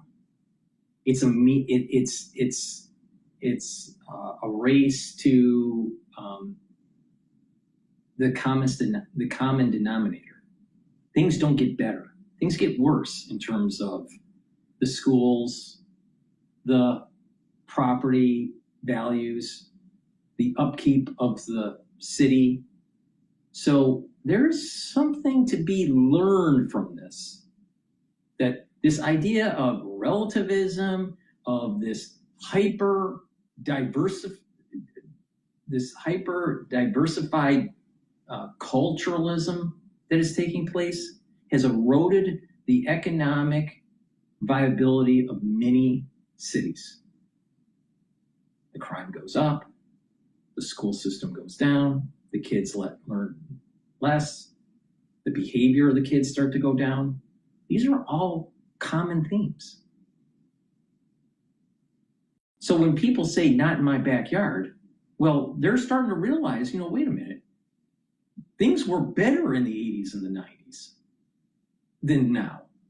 So why would we want to continue failed policy? Why? And so you can see, and I'm especially in suburbia, all right? You have a lot more deliveries through Uber Eats or deliveries from the grocery store to a home. There's more ability to order something online and have it delivered. That's great if you're older and you can't get around. All right? But what is happening within these suburbs that are high income level, the drivers are low income level. And so what's happening is that there is an erosion of the city, slowly. So this gig economy is actually eroding the actual society. Things are not better. People would think that things are better with this whole postmodernism. It's not. It's not. So, well, wait a minute. Maybe we should go back to the 80s or the early 90s. Maybe some things that were happening in the economy and with our school districts, with our townships and our suburbs, maybe something has to change. Maybe we need to go back to that kind of world. Maybe we'll never be able to get there. I don't know. But I do know that a society that is, quote, over multicultural, there seems to be a decline in the society. Now, maybe it's because of a lack of continuity within a culture, because if there's a lot of different cultures, then they're competing, or there's not enough cohesion for the society. Maybe that's it. I don't know the reason why it's declining, other than it's an alignment to a postmodern philosophy. But the point here is that it's happening. So when someone says, not in my backyard, well, there's a reason for that, because you don't want your home sales to go down. You don't want your property values to go down. If you have your kids in public school system, you don't want the school system to go down. Because once the school, how it starts is that once the school system starts to go down, then the property values start to go down. Then there's more people that are moving in, and the multiculturalism, and then it just starts to continue on a downward spiral. So there's a reason why people say not in my backyard. You want a nuclear power plant in your backyard?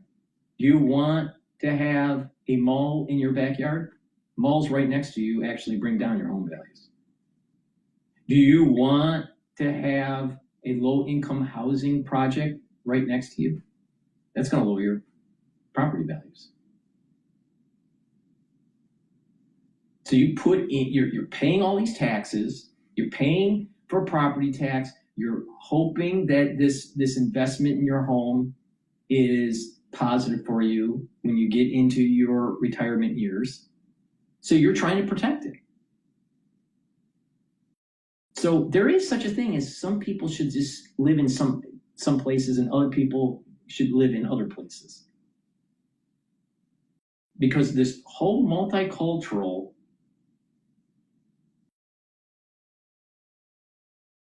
diversification within the society doesn't seem to bring the society better. It's not making it better. If that was the case, then why isn't the school systems better? Why is it continuing to fail? And with this whole postmodern alignment, even the teachers, they're super liberal, they got blue hair. Do you want your kid to be taught by a blue-haired liberal? Do you want your kid to be going through elementary school seeing all that crap? Do you think that they're going to be better citizens when that teacher, day after day, year after year, where that whole teaching cohort is a bunch of ultra liberals with blue hair and pushing gender fluidity? You think that's going to be healthy for the society? It's not. Something changed in the United States, and it happened around 1995. I would say that there was a sweet spot in terms of economic activity for most people, and stability within suburbia was in the 80s to about 1995.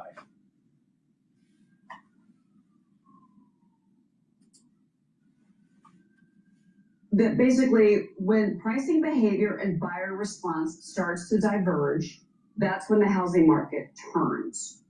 Yeah. We're not seeing that right now, or are we? No, I don't think so. I think actually we're seeing a market that is just waiting. Buyers are there. Like they want to be there. It's not just aspirational, it's meaningful and important for them. Buying a home, most people know, builds generational wealth. It's the best way to do that. But what you have right now is a problem of the sidelines, and it's getting people off the sidelines and into homes is what we need to focus on. They say the three most important things: pricing behavior, market response, and friction. I thought the word friction was interesting. Yeah, the complications of buying. So that, you know, the costs that are associated with buying a home, the taxes and all the costs that can go into it. Transactions can be expensive. We're seeing the 30-year fix tick higher. Unfortunately, 10 years going up. This is something that has been on President Trump's radar. He, of course, is he watches the 10-year. We know he watches it, which is great, by the way, because it's important. The 10-year is, guides so much of our economy. It's one of the biggest reasons that he continues to criticize Jerome Powell, our current Fed chair, and he's nominated Kevin Warsh to be the next Fed chair. We'll see how that plays out in May, obviously, with the confirmation. At the same time, if we do get, say, a cut later in the year, we haven't always seen that correlate with mortgage rates falling. And that's the first time in recent memory for me that I watched that happen last year, I believe. Yep.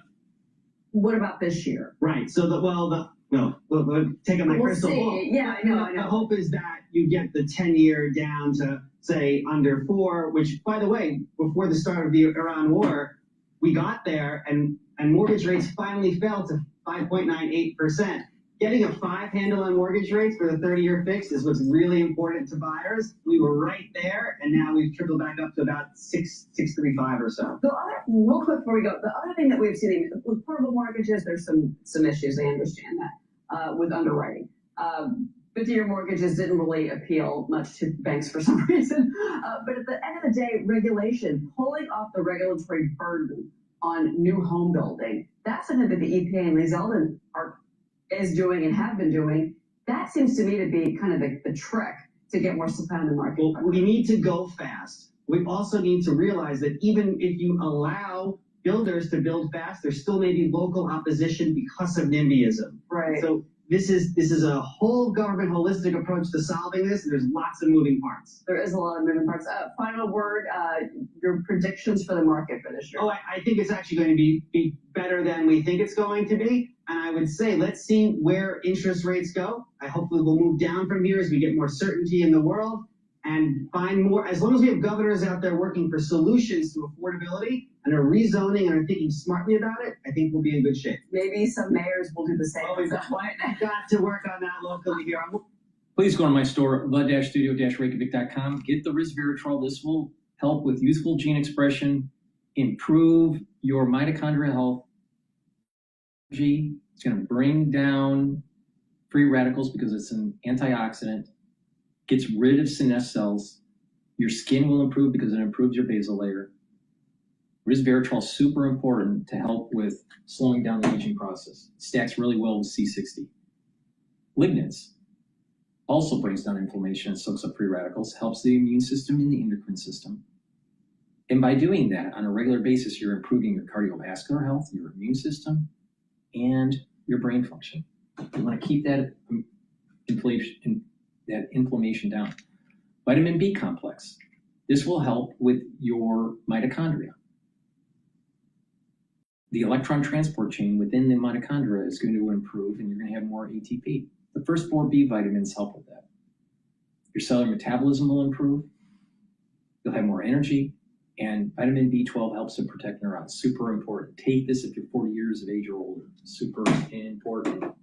And probiotics. Probiotics are super important for your gut biome. All right? By improving your gut biome, you're going to improve your skin. But you're also going to improve your metabolism. You're going to improve the health of your liver and your brain, the health of your gut. You're going to reduce leaky gut syndrome, which will reduce allergies. Also, by improving your gut biome, you're going to be able to absorb your nutrients. You're going to be able to get rid of that brain fog. You're going to be able to sleep better. And by sleeping better, you're consolidating memory, detoxifying your central nervous system. A lot of people are like going, improving your gut actually helps your brain? Yeah. Amazing how that works. Please go to my store, the-studio-reykjavik.com. This is the veggie cap version of the probiotics. You can also get the powdered version on my store, the-studio-reykjavik.com. All right, let's listen into Chinese tanker reportedly passed U.S. Hormuz blockade. This is CNN.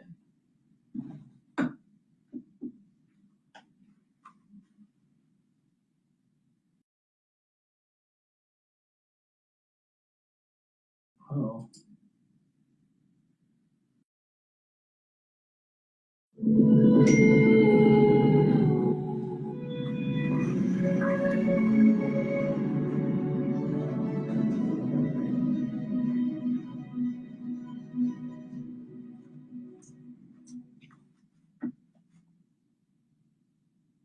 the same trusted Lysol disinfection that has a scent that'll make you move. Effortlessly kill 99.9%. The United States started its naval blockade yesterday at 10 a.m. Eastern. We're around 17 hours in.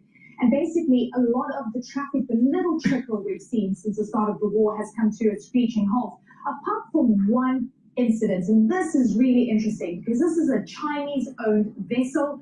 It's now said to have tested the U.S. naval blockade because it has passed through the Strait of Hormuz. Let's take you through this. This is a rich sari. This is a tanker said to be carrying methanol. It started moving from Sharjah here in the UAE. Remember, a lot of these vessels turn off the AIS transponders. You don't really know the origin of which port that they moved from. Starting to move towards Hesham and Larak Islands, then starts aborting mission, moves back, and then starts to take that route once again, passing through the strait in the early hours of this morning. Now, this is a tanker that has been sanctioned since March 2023 by the U.S. Treasury Department because it has links to Iran. Now, from what we understand from experts, this tanker was able to move through completely unfazed by the U.S. naval blockade. So we don't know what exactly transpired and how the United States is enforcing this blockade. But this is really interesting to see this tanker that has links to Iran, that has been sanctioned by the United States, being able to move through the Strait of Hormuz at this time. A lot of the shippers are very reticent to even make the voyage. Number one, they're worried about having to coordinate directly with the Iranians. And then number two, what will they face when they hit the U.S. naval blockade? A lot of the shippers believe that this is a double dilemma in terms of negotiating with both sides. From what we know right now, that the United States is doing this naval blockade to perhaps start negotiations to force Iran to the negotiating table. You'll remember that a lot of the revenues that Iran is getting right now at the start of this war had to do with the toll that they were charging these shippers, Rosemary, and then importantly, the Iranian oil that was being sold. And if you look at some of the tanker traffic since the start of the war, it has been dominated by Iranian-linked vessels and also vessels that are friendly to Iran. So the United States and President Trump has been very clear about this, that any vessels, any shippers that have paid that toll fee could face indictment. And you have an interesting bar chart here showing just how much the traffic plummeted since the start of the war. And you've seen a trickle throughout the over 40 days that we've been facing this conflict. In total, 453 vessels have transited the strait since February 28th. And importantly, just to give you a bit of a perspective, normally 130 vessels pass through the straits on a daily basis. Richard Mead is the editor-in-chief of Lloyd's List Intelligence, and he's with us now live from London. Richard, good to see you. You and I have been talking consistently since the start of the war, and there's been really interesting developments, specifically over the past few hours. After the U.S. naval blockade came into effect, we saw one Chinese-linked tanker that was sanctioned by the United States since 2023 transiting through the strait after initially had backed out and then moved through once again. What do we know about the rich sari and whether it was challenged by the U.S. Navy? Well, at the moment, we know very little. It's still moving, which suggests that it hasn't been challenged by the US. To be clear, we're not entirely sure that this was laden with Iranian crude. It's been used as floating storage for a while. It entered back into the Gulf about 10 to 12 days ago, from memory. And then it was heading out of the Gulf this weekend and did a bit of a U-turn at the point that Donald Trump announced the blockade. It then made a break for it last night and has exited. Now, this is, as you say, a sanctioned, falsely flagged ship. It is nominally fraudulently flagged to Malawi, but we know it's a fraud. this probably would be a target, but it seems to have got out. We've also got a number of other shadow fleet tankers, one of which is sanctioned, heading in. So it's going to be interesting to see how the US responds to this. But right now, the vast majority of shipping is not moving on either side. Yeah, so give me a sense of what shippers are telling you. There's a lot of confusion about who to negotiate with. On the Iranian side, it's been very clear, coordinate directly with Iranian forces. Now you've got the US naval blockade. Is there any appetite to move through the Straits, even if vessels are not at any Iranian ports or Iranian territorial waters? Right now, no. And I keep telling you, uncertainty is reigning across the shipping industry. Yeah. That goes in peaks and troughs. If you'd asked me just before the weekend, I would have told you that there were at least half a dozen ship owners that were preparing their ships to move out. And we did see probably the busiest period of activity in terms of transits through the Strait over the weekend. Around 30 ships transited. The shutters then came down. And as far as I can tell from most mainstream ship owners with their tankers still inside the Gulf, absolutely no appetite to move right now until they get some clarity. For those that were looking to get in, they are again waiting to see what happens over the next few hours. You've got a double blockade essentially. You've got the US essentially blockading Iranian-linked tankers, and then you've got the existing restrictions and threats. And if you do engage with the Iranians, are the US going to get you, and vice versa? The shipping industry is stuck in the middle right now. Yeah, At Car and Driver, we tackle the hard-hitting questions. Can a car keep clicking on the first try every time? Does the parking camera catch what you don't? Will the back seat survive soccer season and snack time? Because somebody's got to find out. Car and Driver, the key to every car. Build on-brand assets in no time with Canva's AI-powered design generator. Simply type an idea and watch it appear. Yeah, I also, was looking at marine traffic data, and in total, since the war began, there are around 450 vessels that have been able to transit through the Strait of Hormuz, keeping in mind that it's usually 130 vessels per day. The big question now becomes, how many of these vessels paid a toll to Iran, given that President Trump has said any vessel and any shipper that has paid will be indicted? What data do we have on who actually paid Iran directly?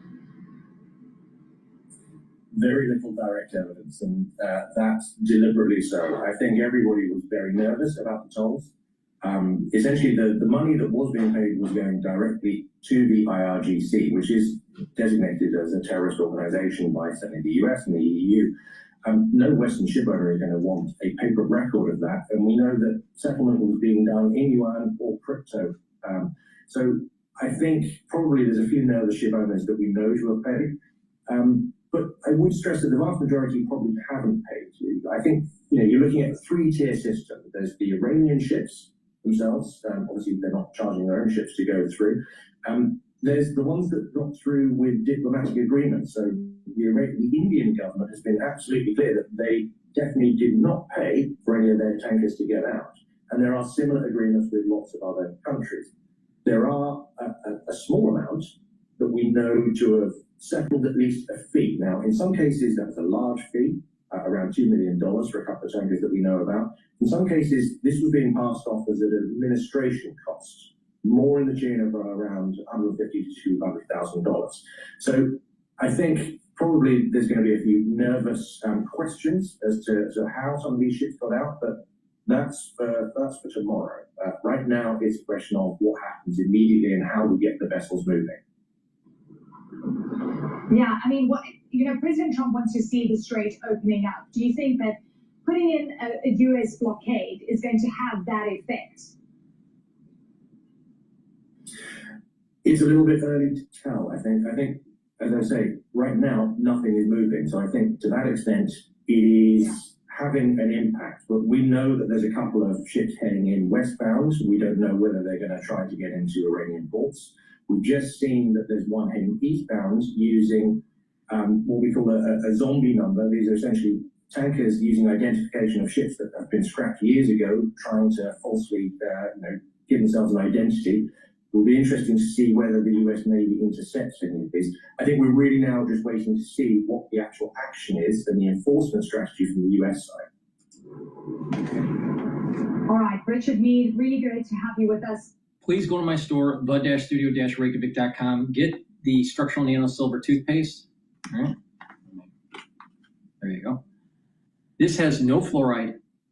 This will help to neutralize, super important during the cold season, but you should be using this toothpaste every day. It'll whiten your teeth, freshen your breath, help with the health of your gum line, reduce inflammation at the gum line, and with good oral hygiene, you can help improve your cardiovascular health and your valvular health. Super important, especially when you're older. Take it, use this every day, get a few tubes of this for your household. This is the best toothpaste that you're going to be able to get. Yes, it's a little bit more expensive, but it works better. And get the structural nano silver gels. You can get it in the tube form or the quick dispenser form. Have some at work, have some at home. You never know when you need it. It's dual purpose. You can use it as a daily skincare. You can help heal a wound quicker, like a cut, an abrasion, or a minor burn. And if you're not feeling well because of the cold season, or someone around you is not feeling well because of the cold season, put it on your hands, around your mouth, around your eyes, around your nose, lightly coat your nostrils. They'll stay active for 5.5 hours. So please go to my store. It's dual purpose. Get the structural nano silver gels. And if you have arthritis and you need some relief from the pain, get the super strong relief. This will also help with tension headaches. You just apply it topically to your forehead, your temples, and your shoulder, neck muscles, and it'll help to relieve that tension headache. If you have a pulled muscle, apply it on the muscle. It'll relieve the pain within 90 seconds. If you have a sprain, you can use this also. It's a great product. Please go to my store and get the super strong relief. All right, let's listen into CNBC talking to Hassett. I think that they've got amongst the highest interest rates on earth, and we've got core inflation running around 0.2. If you look at the 6 months average of core, it's the lowest it's been since the Biden inflation began. And so I think there's a lot less pressure on the Fed to lift for sure. And I think that with the productivity boom that's happening, there's plenty of room for them to normalize rates and get them back to about where they belong. The other news that came out this morning on the economy was the IMF downgraded its global growth forecasts, and they see bigger hits in places like Germany and the UK than in the US. But the US growth forecast was downgraded as well to just above 2%. I wonder if you agree with the assessment that the war is going to hurt the economy, because before the war they said that they were going to upgrade forecasts. Well, I think that I disagree with the forecast for America.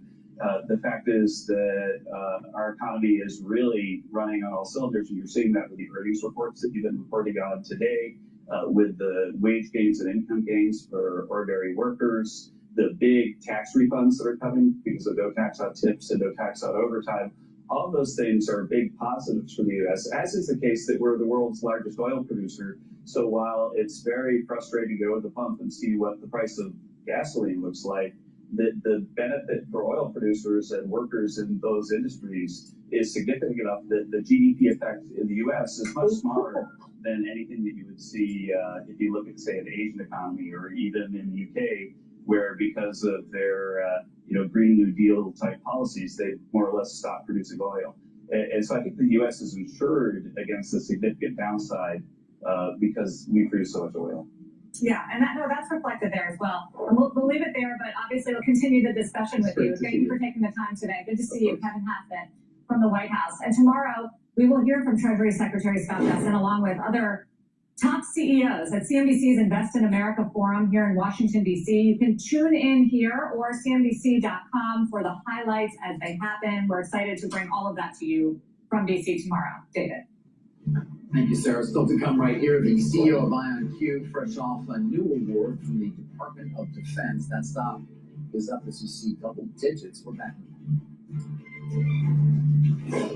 Trend Tracker is sponsored by CME Group. So we're going to go back to Bloomberg here. sort of, mince no words about, in his words, it being stupid for Tesla to sort of bring cars to market that are lower priced, because in his mind, every day is going to be the day that Tesla sort of flips a switch and is able to render its cars capable of driving themselves. I think regulators are extremely skeptical of that, in part because, those days keep, coming and going without that capability really being ready to where, people behind the wheel can actually tune out and not pay attention to the system that Tesla sells as full self-driving, which just has not lived up to the name yet. Yeah, I mean, there's two components to that, right? The fact that a switch could be flipped on that and whether regulators would allow it. Technologically, whether we're there yet and whether the regulators have given that the okay. Do consumers want that? And that's a great question too. I think, some consumers absolutely, and you will see. I don't think so, because it's going to be so costly that people would rather drive than have all this extra tech in their car. I think actually less tech is going to be the trend, not more tech. I think people are going to realize spending $100,000 for a vehicle that'll drive itself is not worth it, especially when it's not as robust and the vehicle longevity isn't there. So people are going to say, why do you need all this tech? Really? Do you really need the iPhone that you have? You only need a fraction of what the iPhone provides. You don't need it. There's going to be a point in time where people will want less tech. There's going to be a point in time where it's about minimalism with some level of luxury instead of minimalism with no luxury. But to get there, to get that minimalism with some luxury, you can't be overburdened with purchasing things that are over-teched out. And our society, do you really need all this tech in a car? You don't. It's totally unnecessary. Absolutely, totally unnecessary. But we'll see what happens. But I think that there's going to be a feedback loop because of the cost of these vehicles. The cost of these vehicles is because of all this tech that's in it. You take that out, you radically change the cost of the vehicle. You can't even buy a baseline model without having it over-teched out. All right, let's see here.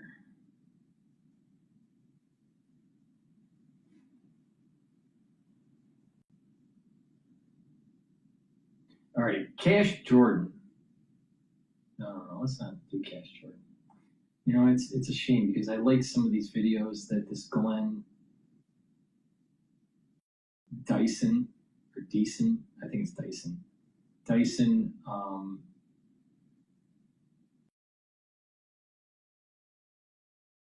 does, but his videos are too damn long for me to critique it for the show. Let's see here.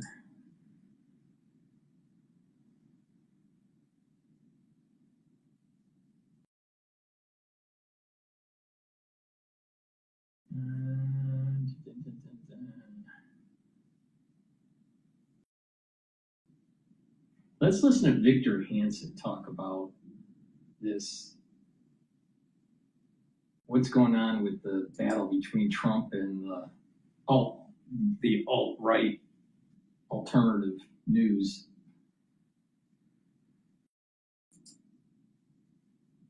Some potty mouth people here, Victor. This is Donald Trump. Well, there's some podcasters of infamous being potty mouth. So here's the headline: Trump goes off on nut jobs. Tucker Carlson, Megyn Kelly, Candace O, and Alex Jones over Iran war criticism. I think this is from the New York Post. President Trump lashed out at 4 right-wing critics of the Iran war. This was Thursday, 2 days ago from when we're talking, describing them as nut jobs and losers who will say anything for attention. I know why Tucker Carlson, Megyn Kelly, Candace O, and Alex Jones have been all been fighting me for years, especially by the fact that they think it is wonderful for Iran, the number one state sponsor of terror, to have a nuclear weapon because they have one thing in common: low IQs. This is, he's writing this on Truth Social. They're stupid people. They know it. Their families know it. And everyone else knows it too, the president age. Look at their past. Look at the record. They don't have what it takes, and they never did. Mamma mia. I don't know about Alex. I don't know Alex Jones. I've only met Candace Owen once, but I've been on Tucker's show quite a lot, and I've been on Megan's show quite a lot. They're not low IQ people, but what I don't understand about them is this, and I like them both personally. I don't know what precipitated this. I see Tucker had a little earlier turnabout because in the bombing last summer, he said it was going to cause World War III, but we learned afterwards that he'd been calling Trump various times. He was back on good terms. So when this other strike hit, the bottom line they is got this. very angry. The bottom line is this: they're opportunity. They're taking the situation in the news and playing up the opportunity so they can accrete clicks, that they can accrete followers, they can get more ad revenue.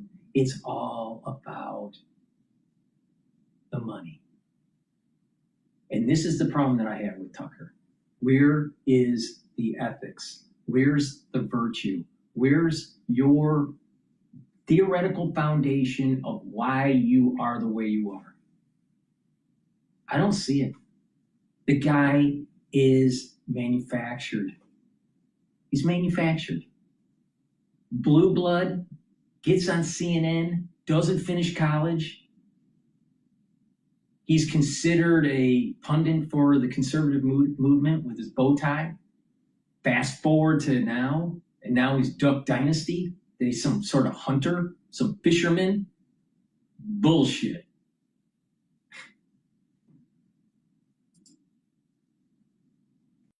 And Megan gave a long excursus that she was sick. She had expletive, that I watched that clip. It was F this and SH this.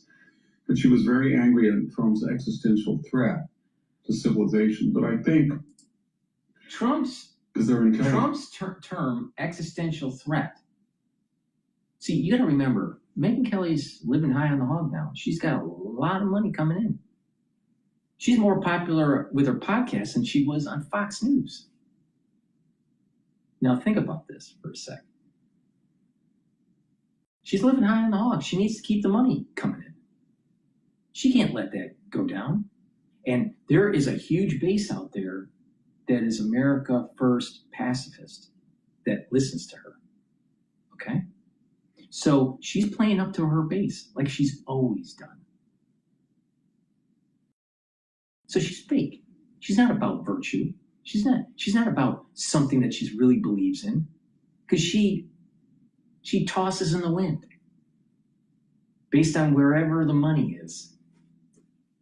Tucker's the same way. He's the same way.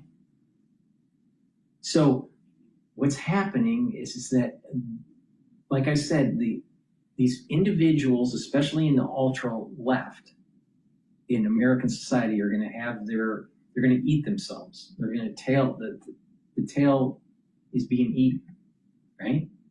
Because of what was happening with the protests going on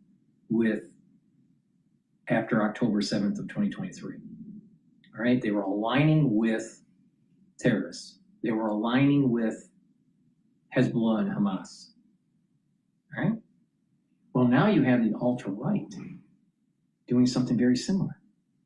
The ultra-right is literally aligning with keeping the Iranian regime afloat, continuing it on, saying that going in and trying to overthrow the theocratic regime in the IRGC is bad. It's going to cause World War III. Well, it's going to be a lot worse if we don't take the lessons learned from Sharon. Sharon regretted not killing Arafat on the battlefield. He could have killed him, I think it was 1968, on the battlefield. He let him go. And Sharon regretted it. Now, Sharon ended up being the prime minister of Israel and ended up having a stroke and then he was in a coma for a very long time. But if he acted instead of being fearful, he would have prevented the PLO and a lot of the terrorism that took place in the 70s, the 80s, and early 90s.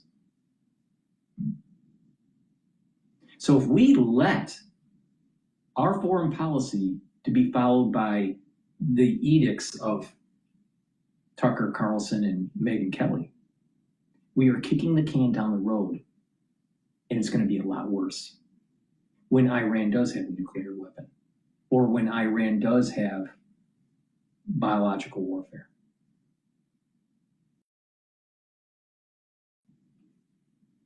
What are we going to do then? It's relatively easy to do it now. Now, other presidents could have done it, but were afraid. Some presidents, even Carter, wanted to do something, but didn't really have the military to go all out. Our special forces now is far better than the special forces of the 1970s. They have better equipment, they're better trained, they're more funded.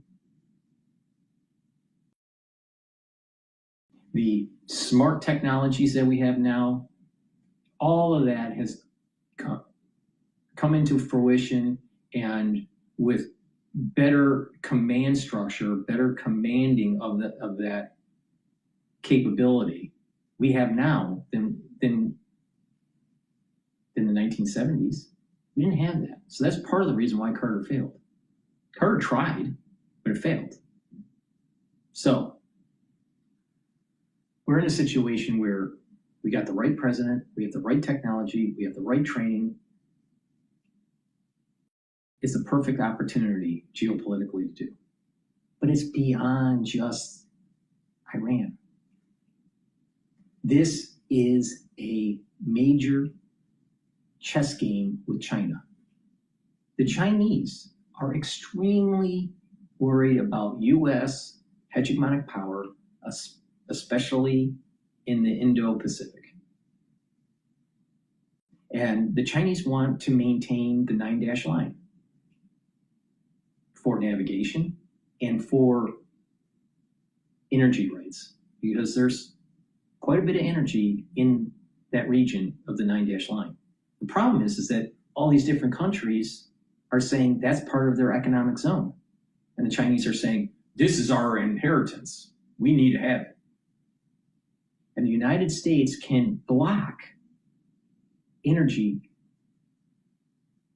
natural gas and oil flows to China from the Middle East directly by cutting off the Strait of Hormuz, but also with our hegemonic power in the Indo-Pacific, if we wanted to.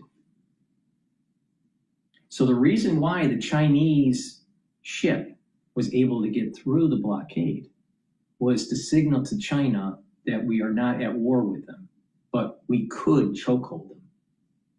And this is a grand strategy with China's expansion with the first and second island chains. So if we listen to Tucker, if we listen to Megyn Kelly, then what we are actually doing is weakening our hegemonic power against China. Iran has to be in our orbit, not China's orbit. So in essence, I agree with Trump. They are low IQ because this is a chess game against China, more so than Iran. Now that's from an international geopolitical perspective. There's a metaphysical issue here. The United States is going to get cursed if we don't kill negative Esau. Negative Esau, a big part of it, is the Ayatollah and the IRGC and the terror that is propagating from Iran, the funding of the terror. Once we take over that, once the seculars within Iran can have self-governance, the terror in that region is going to radically diminish. You're going to have some individual cells that do the terror, but it's not going to be coordinated and financed as well as it used to be by taking out Iran. So if we listen to Tucker and Megyn Kelly, they're kicking the can down the road and allowing it to happen. So should we listen to Megyn Kelly and Tucker? Should we listen to the America First pacifists? Or should we actually take the opportunity, one, to expand our hegemonic power against China and be able to stop 50 years of terrorism that's been taking place from Iran?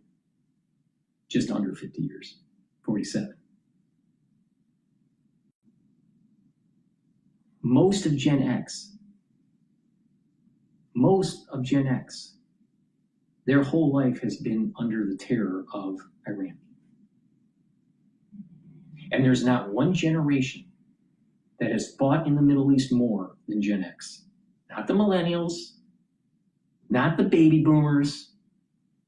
The one that has put in more of this dealing with the terrorism in the Middle East has been Gen X. So it is important. Tucker and Megyn are Gen X. They should know better. But what it is they pick money over virtue. They pick money over doing the right thing. They pick money for themselves than making a better world for everyone. And this is the reason why Tucker and Megyn need to lose their audience. Because to prove my point, if they lost their audience, if they lost a large portion of their audience, their tune would change. If they were really based on some sort of virtue and ethics with their position, they would not change. Because the virtue and their ethics is hollow. It's hollow. There's no foundation there. You can tell when someone is trying to do the right thing. Sometimes they're not successful, but you can see that they keep on trying and trying and trying and trying. But the America First pacifist policy is only going to make things worse. It's going to make things worse for us in terms of the Indo-Pacific, and it's going to make things worse in terms of Islamic terror in the world.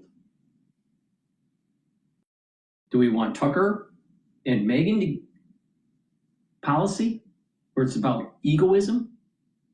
Or should we pursue something that has virtue?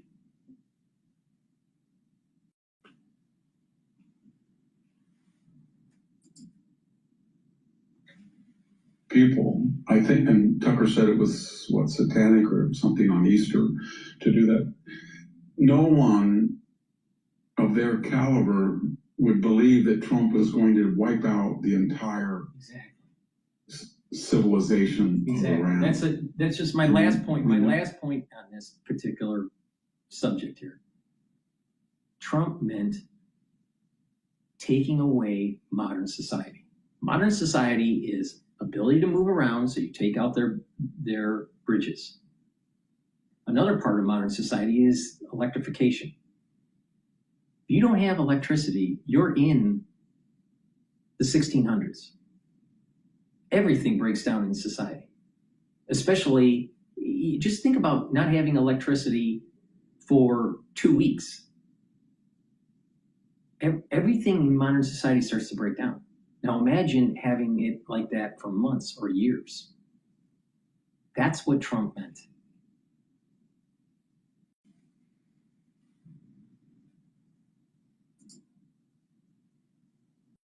That is true, because he said help was on the way to the Iranian people. And as I said with Sammy, if you go back all of our wars, World War II, Korea, Vietnam, Gulf War I, the Serbian misadventure, the Libyan fiasco, We hit dual-use targets.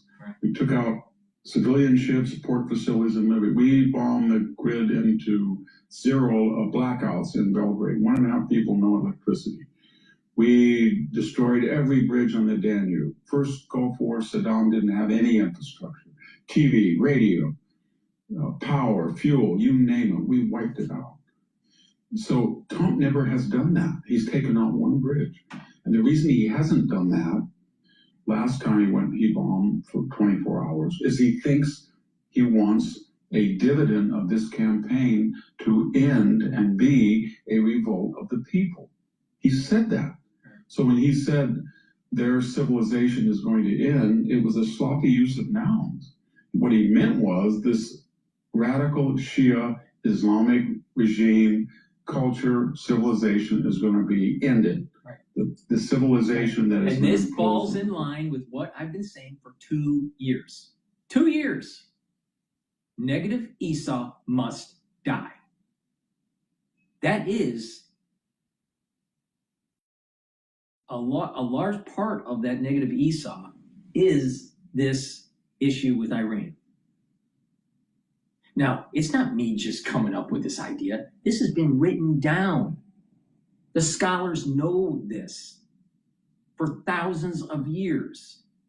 There is a great battle between Jacob and Esau, the soul root. Countries are based on soul roots because all of human history is based on a fib sequence.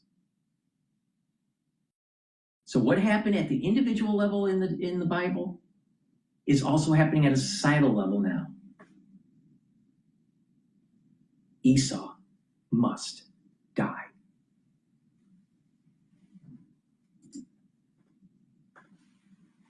People, that's what he meant. He should have said that. But what he does shows you what he means. Megyn and Tucker would have had a good case if this. And this is the reason why. This is the reason why Tucker and Megyn, Alex Jones, Candace Owens, and all the other dipshits that are America First, pacifists, are getting it wrong. They don't see it. They're not smart enough to know this. They're not smart enough to see what other people are seeing. I'm not the only one that's seeing this. So the ones that are really picking up pattern recognition and on the situation that we're really in, it's not the dipshits from America First pacifist movement.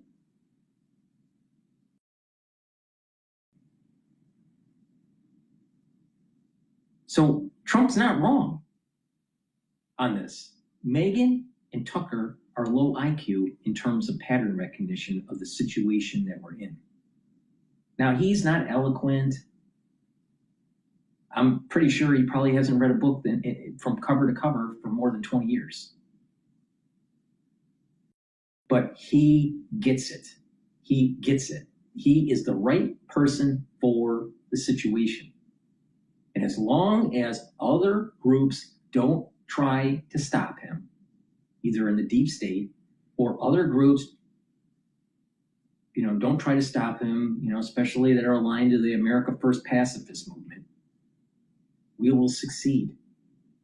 But if we don't, if he doesn't do this, do you think that blessing that he had, where that bullet just missed his ear, do you think that was just for him? Or do you think that was for something bigger for the world? I mean, let's just be honest. I mean, think about that for a second. He is the right person. He been given a blessing. He's been given, this is your chance to move mankind in the right direction.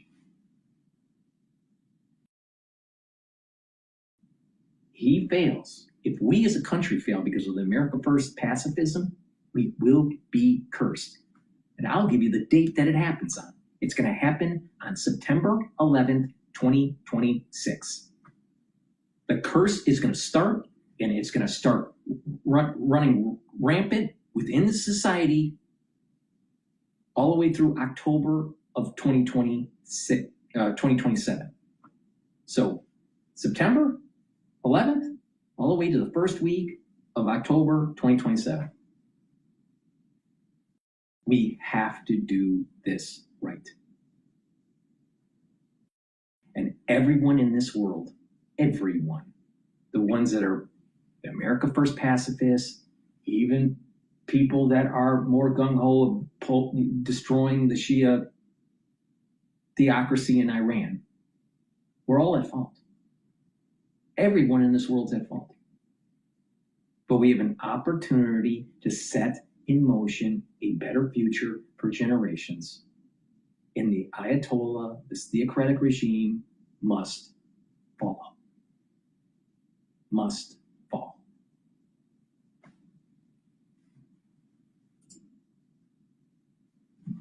Had been hitting power plants. He'd been hitting schools. He'd been hitting water plants. He'd been hitting solar, all of that.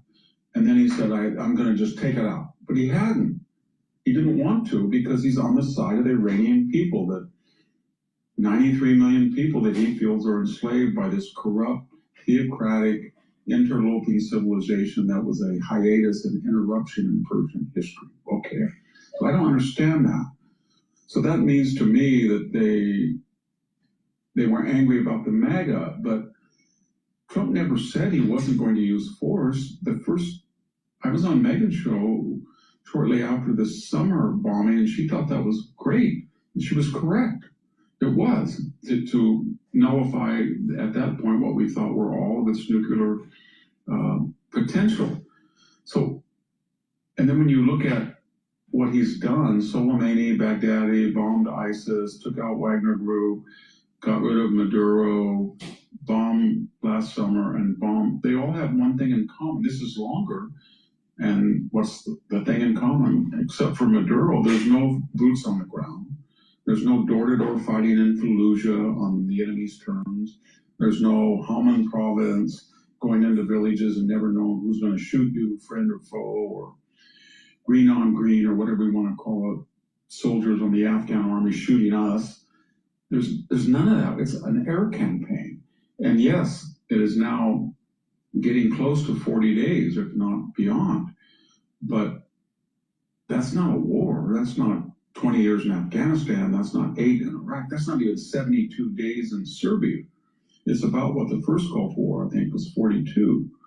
So they know it's not a forever or endless war. It's a Jacksonian preemptive deterrent act so that these they don't have nuclear tip missiles pointed at the West. And as we said before, they're not sending billions of dollars to these Ring of Fire or Arab terrorist proxies, Hezbollah, Houthis, and Hamas. And they're not killing Americans as they've done for 47 years, right? And they're not trying to assassinate presidents and Secretary of States.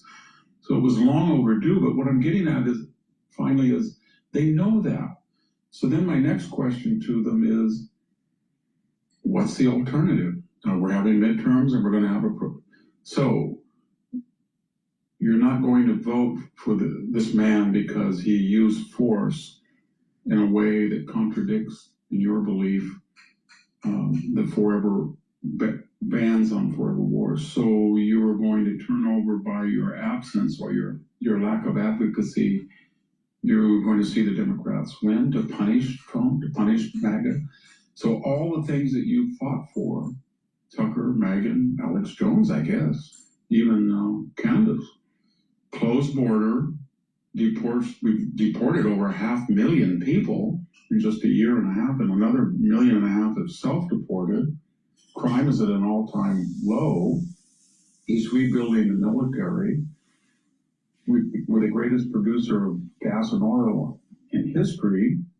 He's the first president that's brave enough to take on DEI, and he's doing a great job. He's the first person to take on the insanity in higher education. So what I'm getting at is he's done 85% of what they want. That's Megyn's agenda. That's Tucker's agenda. That's Candace's agenda.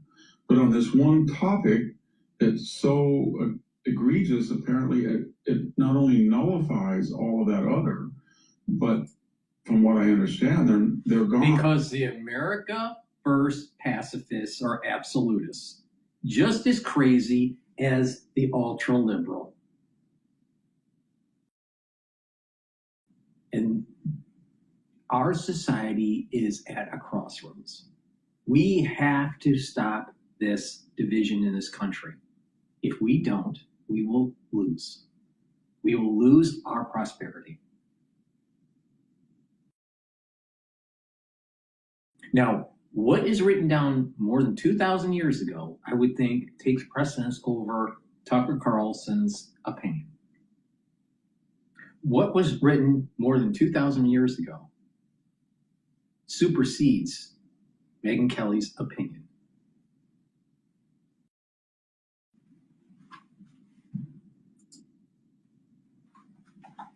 Oh, they're off. They're done. Yeah. And what's going to happen is you're going to get a Kamala type of candidate or her. Yeah. And the alternative is DEI in your face, revenge DEI, revenge open. Think about that. America First pacifists, absolutists, will give the House, maybe even the Senate, to the Democratic Party, which will definitely make Trump's administration's power radically diminished. He's not going to be able to do much in his last 2 years. And so they made it worse. They made it worse because why? Why did they do this? Because they had virtue? No. Because they had some sort of moral high ground? No. Because of money. Because they wanted more ad revenue, because they were playing to the base of their audience.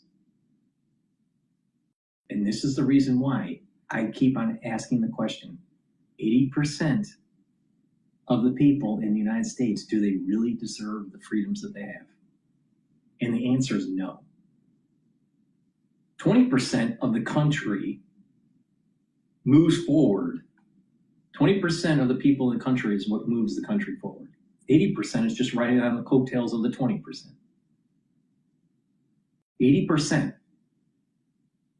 80% of the country doesn't deserve the freedoms they have. Now, thank God there are 20% out there that are actually getting the job done. But Megyn Kelly, Tucker, America First pacifism isn't the 20%. Trust me on this.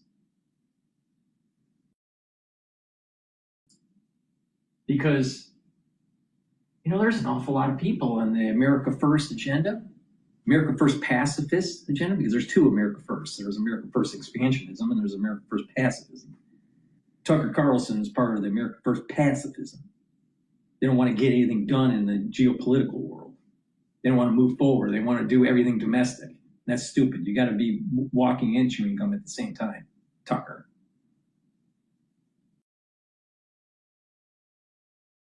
So their America First pacifism is going to make things worse.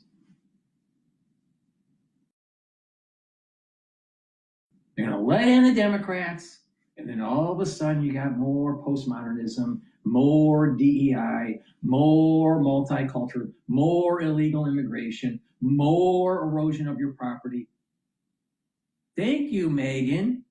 Thank you, Tucker, because you're so smart. This is what Trump meant. You're stupid. Because you think you're so smart, you end up doing stupid things. You break it. Because you thought you were so smart and you had virtue and then you're going to be a pacifist.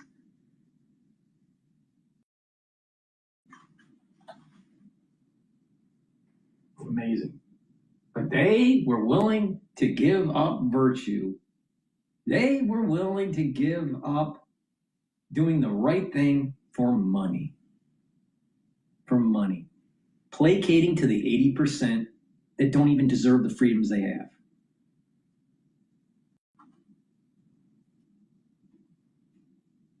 Let's listen to Fox News. Iran issues stark retaliation threat. No part will be safe. 6 minutes ago. Still, Megyn, you think we're supposed to be placating to the Shias, the Shia Islamic regime? I don't think so. I don't think so. Oh, everything is run by, some grand conspiracy. A lot of these 80%ers, they're aligned with the America First agenda, pacifism, or, the ultra left. I don't know how much. I would say maybe 50%, maybe 50% of the 80% is, crazy right wing, and the other 50% are crazy left wing. But they think that there's these grand conspiracies. It's like the secret societies are ruling the world and blah blah. Maybe it's a little bit more chaotic than that. Maybe. But even if they were right that there were some sort of secret societies that are running the world, the very foundation of our country was based on a secret society. The Freemasons. Our rule of government, our architecture, the verbiage in the Constitution, in the Declaration of Independence, that's all Freemason. All of it. So you have all these America First pacifists that think secret societies and lizard people and blah, blah, blah. So do they deserve the freedoms that they have? Do they? No. No, they don't. They weren't even willing to fight for their freedoms during the COVID era. They weren't even willing to fight for their freedoms when infant formula wasn't available in 2021 and part of 2022. Did the mothers protest that? No. Because of failed policy by Biden? When the mothers don't even fight for their own kids, does the mothers deserve freedom? See what I mean? 80% of the population are dipshits.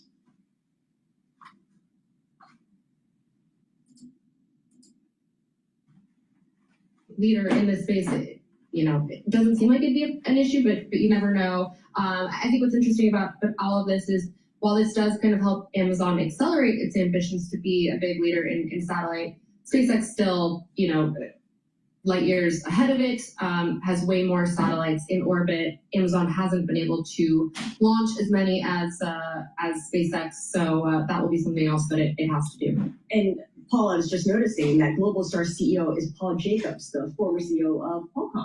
Ah, very good. Okay. So, Amazon does have this low Earth orbit satellite network, Amazon Leo. Exactly. But that, I don't hear much about that. It's not really in use yet.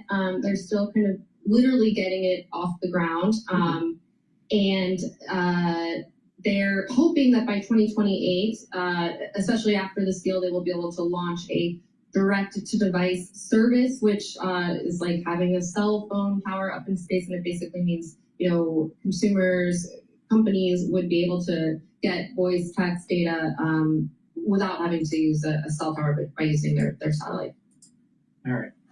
I'm going to play this clip by Fox News about this morning from Iran. Please go to my store, the-studio-reykjavik.com. Get the digestive enzyme complex. This will help the health of your pancreas.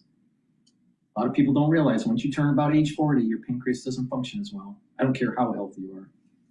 This will help to digest the proteins, carbohydrates, and lipids. Protein, carbohydrates, and lipids, and allow you to absorb those nutrients. So you need to reduce the load on your pancreas and allow for proper absorption of your food. Take the digestive enzyme complex. Super important. And it has bromelain, so it breaks up clots. And it has the proteolytic enzymes to break up glycoproteins. That's really important during the cold season. That's the reason why I told you to take it in 2020. But then you have other doctors out there that are starting to say, well, just take bromelain to break up clots. Yeah, no shit, Sherlock. Olive leaf extract. Olive leaf extract is dual purpose. It's going to bring down inflammation, and it's going to help you to control your lipid profile. It's going to help with your cardiovascular health. It's also going to help with your immune system. Super important. And with better cardiovascular health, you will improve your brain function. Why? Because you have better brain flow to your hippocampus. Collagen. Collagen is designed to remodel your joints either because you have a sports injury or you have arthritis. All right? Now, what this will do is remodel the cartilage and also remodel the cushioning of the joint. It will block certain enzymes that are tied to eroding the joint. So you want to block those. It will also block enzymes that cause the inflammation and the pain from that inflammation.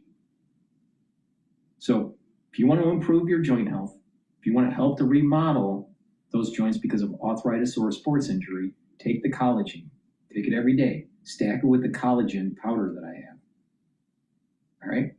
Please go to my store, the-studio-reykjavik.com, and get the collagen. All right, let's listen to Fox News.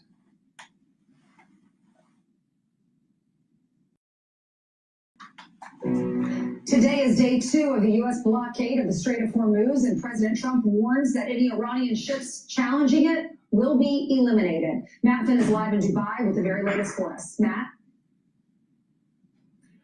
Good morning, Ainsley. So far, no reports of any major incidents or confrontations out on the Persian Gulf behind me where that American blockade is happening.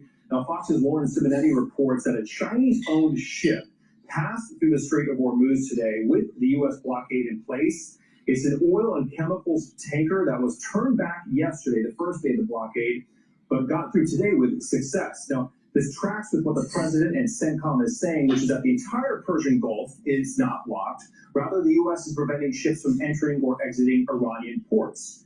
An Iranian military spokesperson has been threatening possible retaliation for all this, writing, "If the security of Iranian ports is threatened, no port in the Gulf or the Sea of Oman will be safe."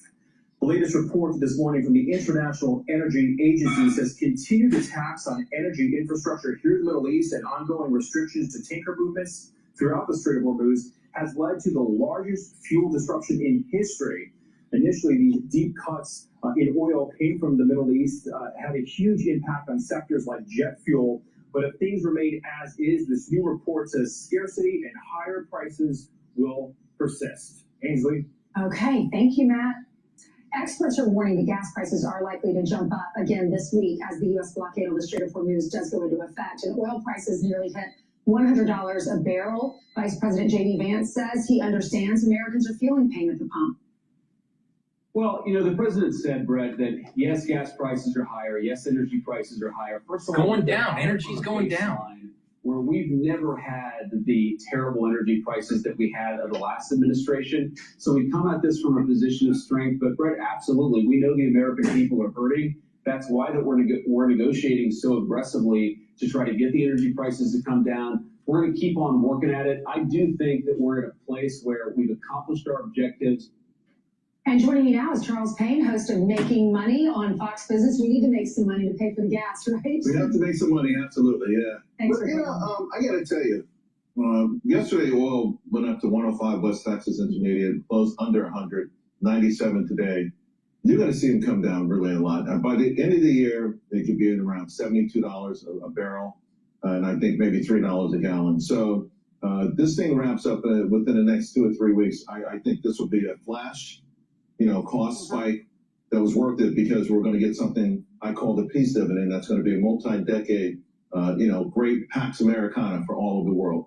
So you think it's going to go down? Because the president, you heard him on the radio show over the weekend, he said, I don't know, it might not by the time midterms. In fact, we have that soundbite, and I'll get your reaction on the other side. It's $93 a barrel. It could be the same or maybe a little bit higher, but it should be around the same. I think this won't be that much longer. Yeah, I think he's being conservative, again, if this wraps up in a couple of weeks, I'm I'm saying oil prices will be around 73 at the end of the year, and gasoline $3.10. How does it wrap up? I agree with that. What do? We have to go in and get the enriched uranium and then it's over? Yeah, well, it seems like they were really close, very close in this last round, and there's a lot. Iran is very eager. I know so many people out there rooting against America. Unfortunately, a lot of American media and so forth, but we have just absolutely crushed them. And the idea you have a little bit of guerrilla warfare, that kind of thing, as your final stands. There's this old meme with a door with a lock and a Cheeto holding it in. That's what they're down to right now. Listen, we like to resolve it. Everyone liked to resolve it. But now with this blockade, the economic damage on top of what's already happened to Iran, they can't sustain it. It's costing Iran $435 million per day. Right. Here in America, average gas prices, the current price today, $4.11. Last week it was $4.14. And last month, it was $3.67. Gasoline prices, though, and J.D. Vance referenced this, and he didn't want to gloat, obviously, because they're up now, but they come down dramatically since the inauguration, dramatically. So we're bouncing back to an area where we were, and obviously we're nowhere close to the peaks of the Biden administration. But people like the fact that they were coming down because we don't want this to harm all the good things that are happening, from the big beautiful bill and all the tax cuts and all those things, which already were evident, then certain economic data like manufacturing data, factory jobs, onshoring. We've got an economic juggernaut. We don't want something like this to disrupt it. How does this affect our grocery prices? It affects it, especially with diesel, being used to transport the items. I will say the one silver lining right now is nat gas. So nat gas is considered the energy source of the industrial America. And right now, nat gas is down 20% since the Iran conflict began. So again, all these data centers we're building, all these factories we're building, all the things that you need to really get the economy going. We don't see it. It's not sexy, but it's very powerful. Okay, and you are hosting a town hall on Fox Business. I can't wait tomorrow. It's about space, and the timing could not be more perfect, right? Obviously, Artemis. We have the SpaceX IPO. I love space for, you probably grew up just loving space, right?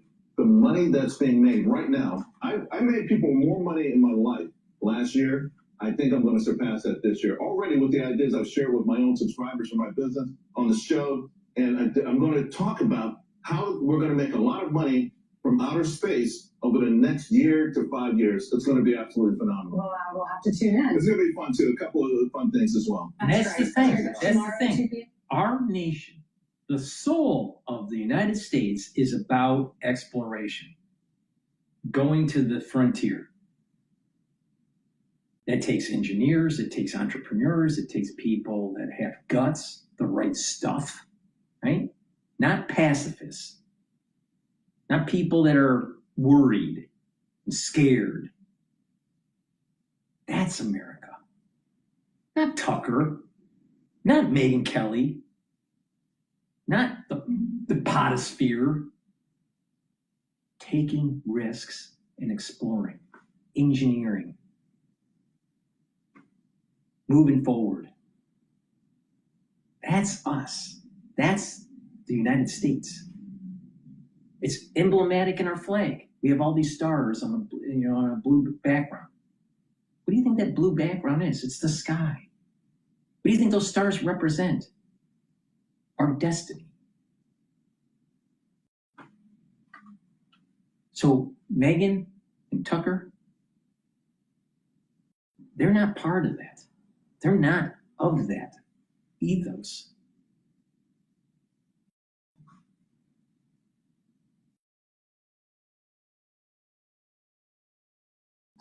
It's amazing.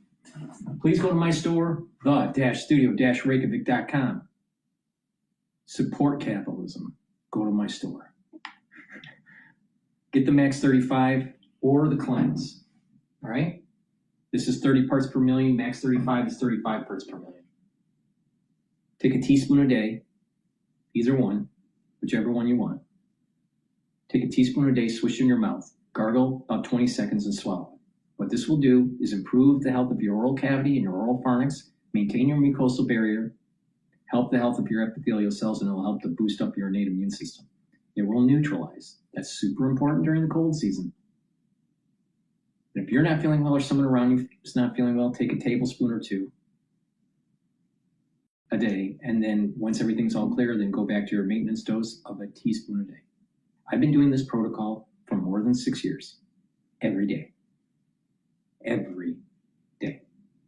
So please go to my store, the-studio-reykjavik.com, get the Max 35, and a great way to stack Max 35 or Cleanse is to stack it with C60. That's going to help to soak up the free radicals.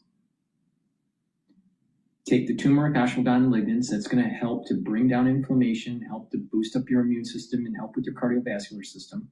And stack it with the Boomer Boost. That's going to rev up your energy levels, then your metabolism, help with your cardiovascular health, your musculature, your brain function. Also, stack it with the multivitamin that's easy to digest that I have on my store, and the probiotics. That's a very powerful stack to slow down the aging process. So please go to my store, the-studio-reykjavik.com. That's the end of my broadcast. Thank you for listening. I greatly appreciate it. But I come from a line of thought that the United States is an exploring country that's been blessed. It's been blessed because of the entrepreneurship, the risk-taking, and this idea of exploration.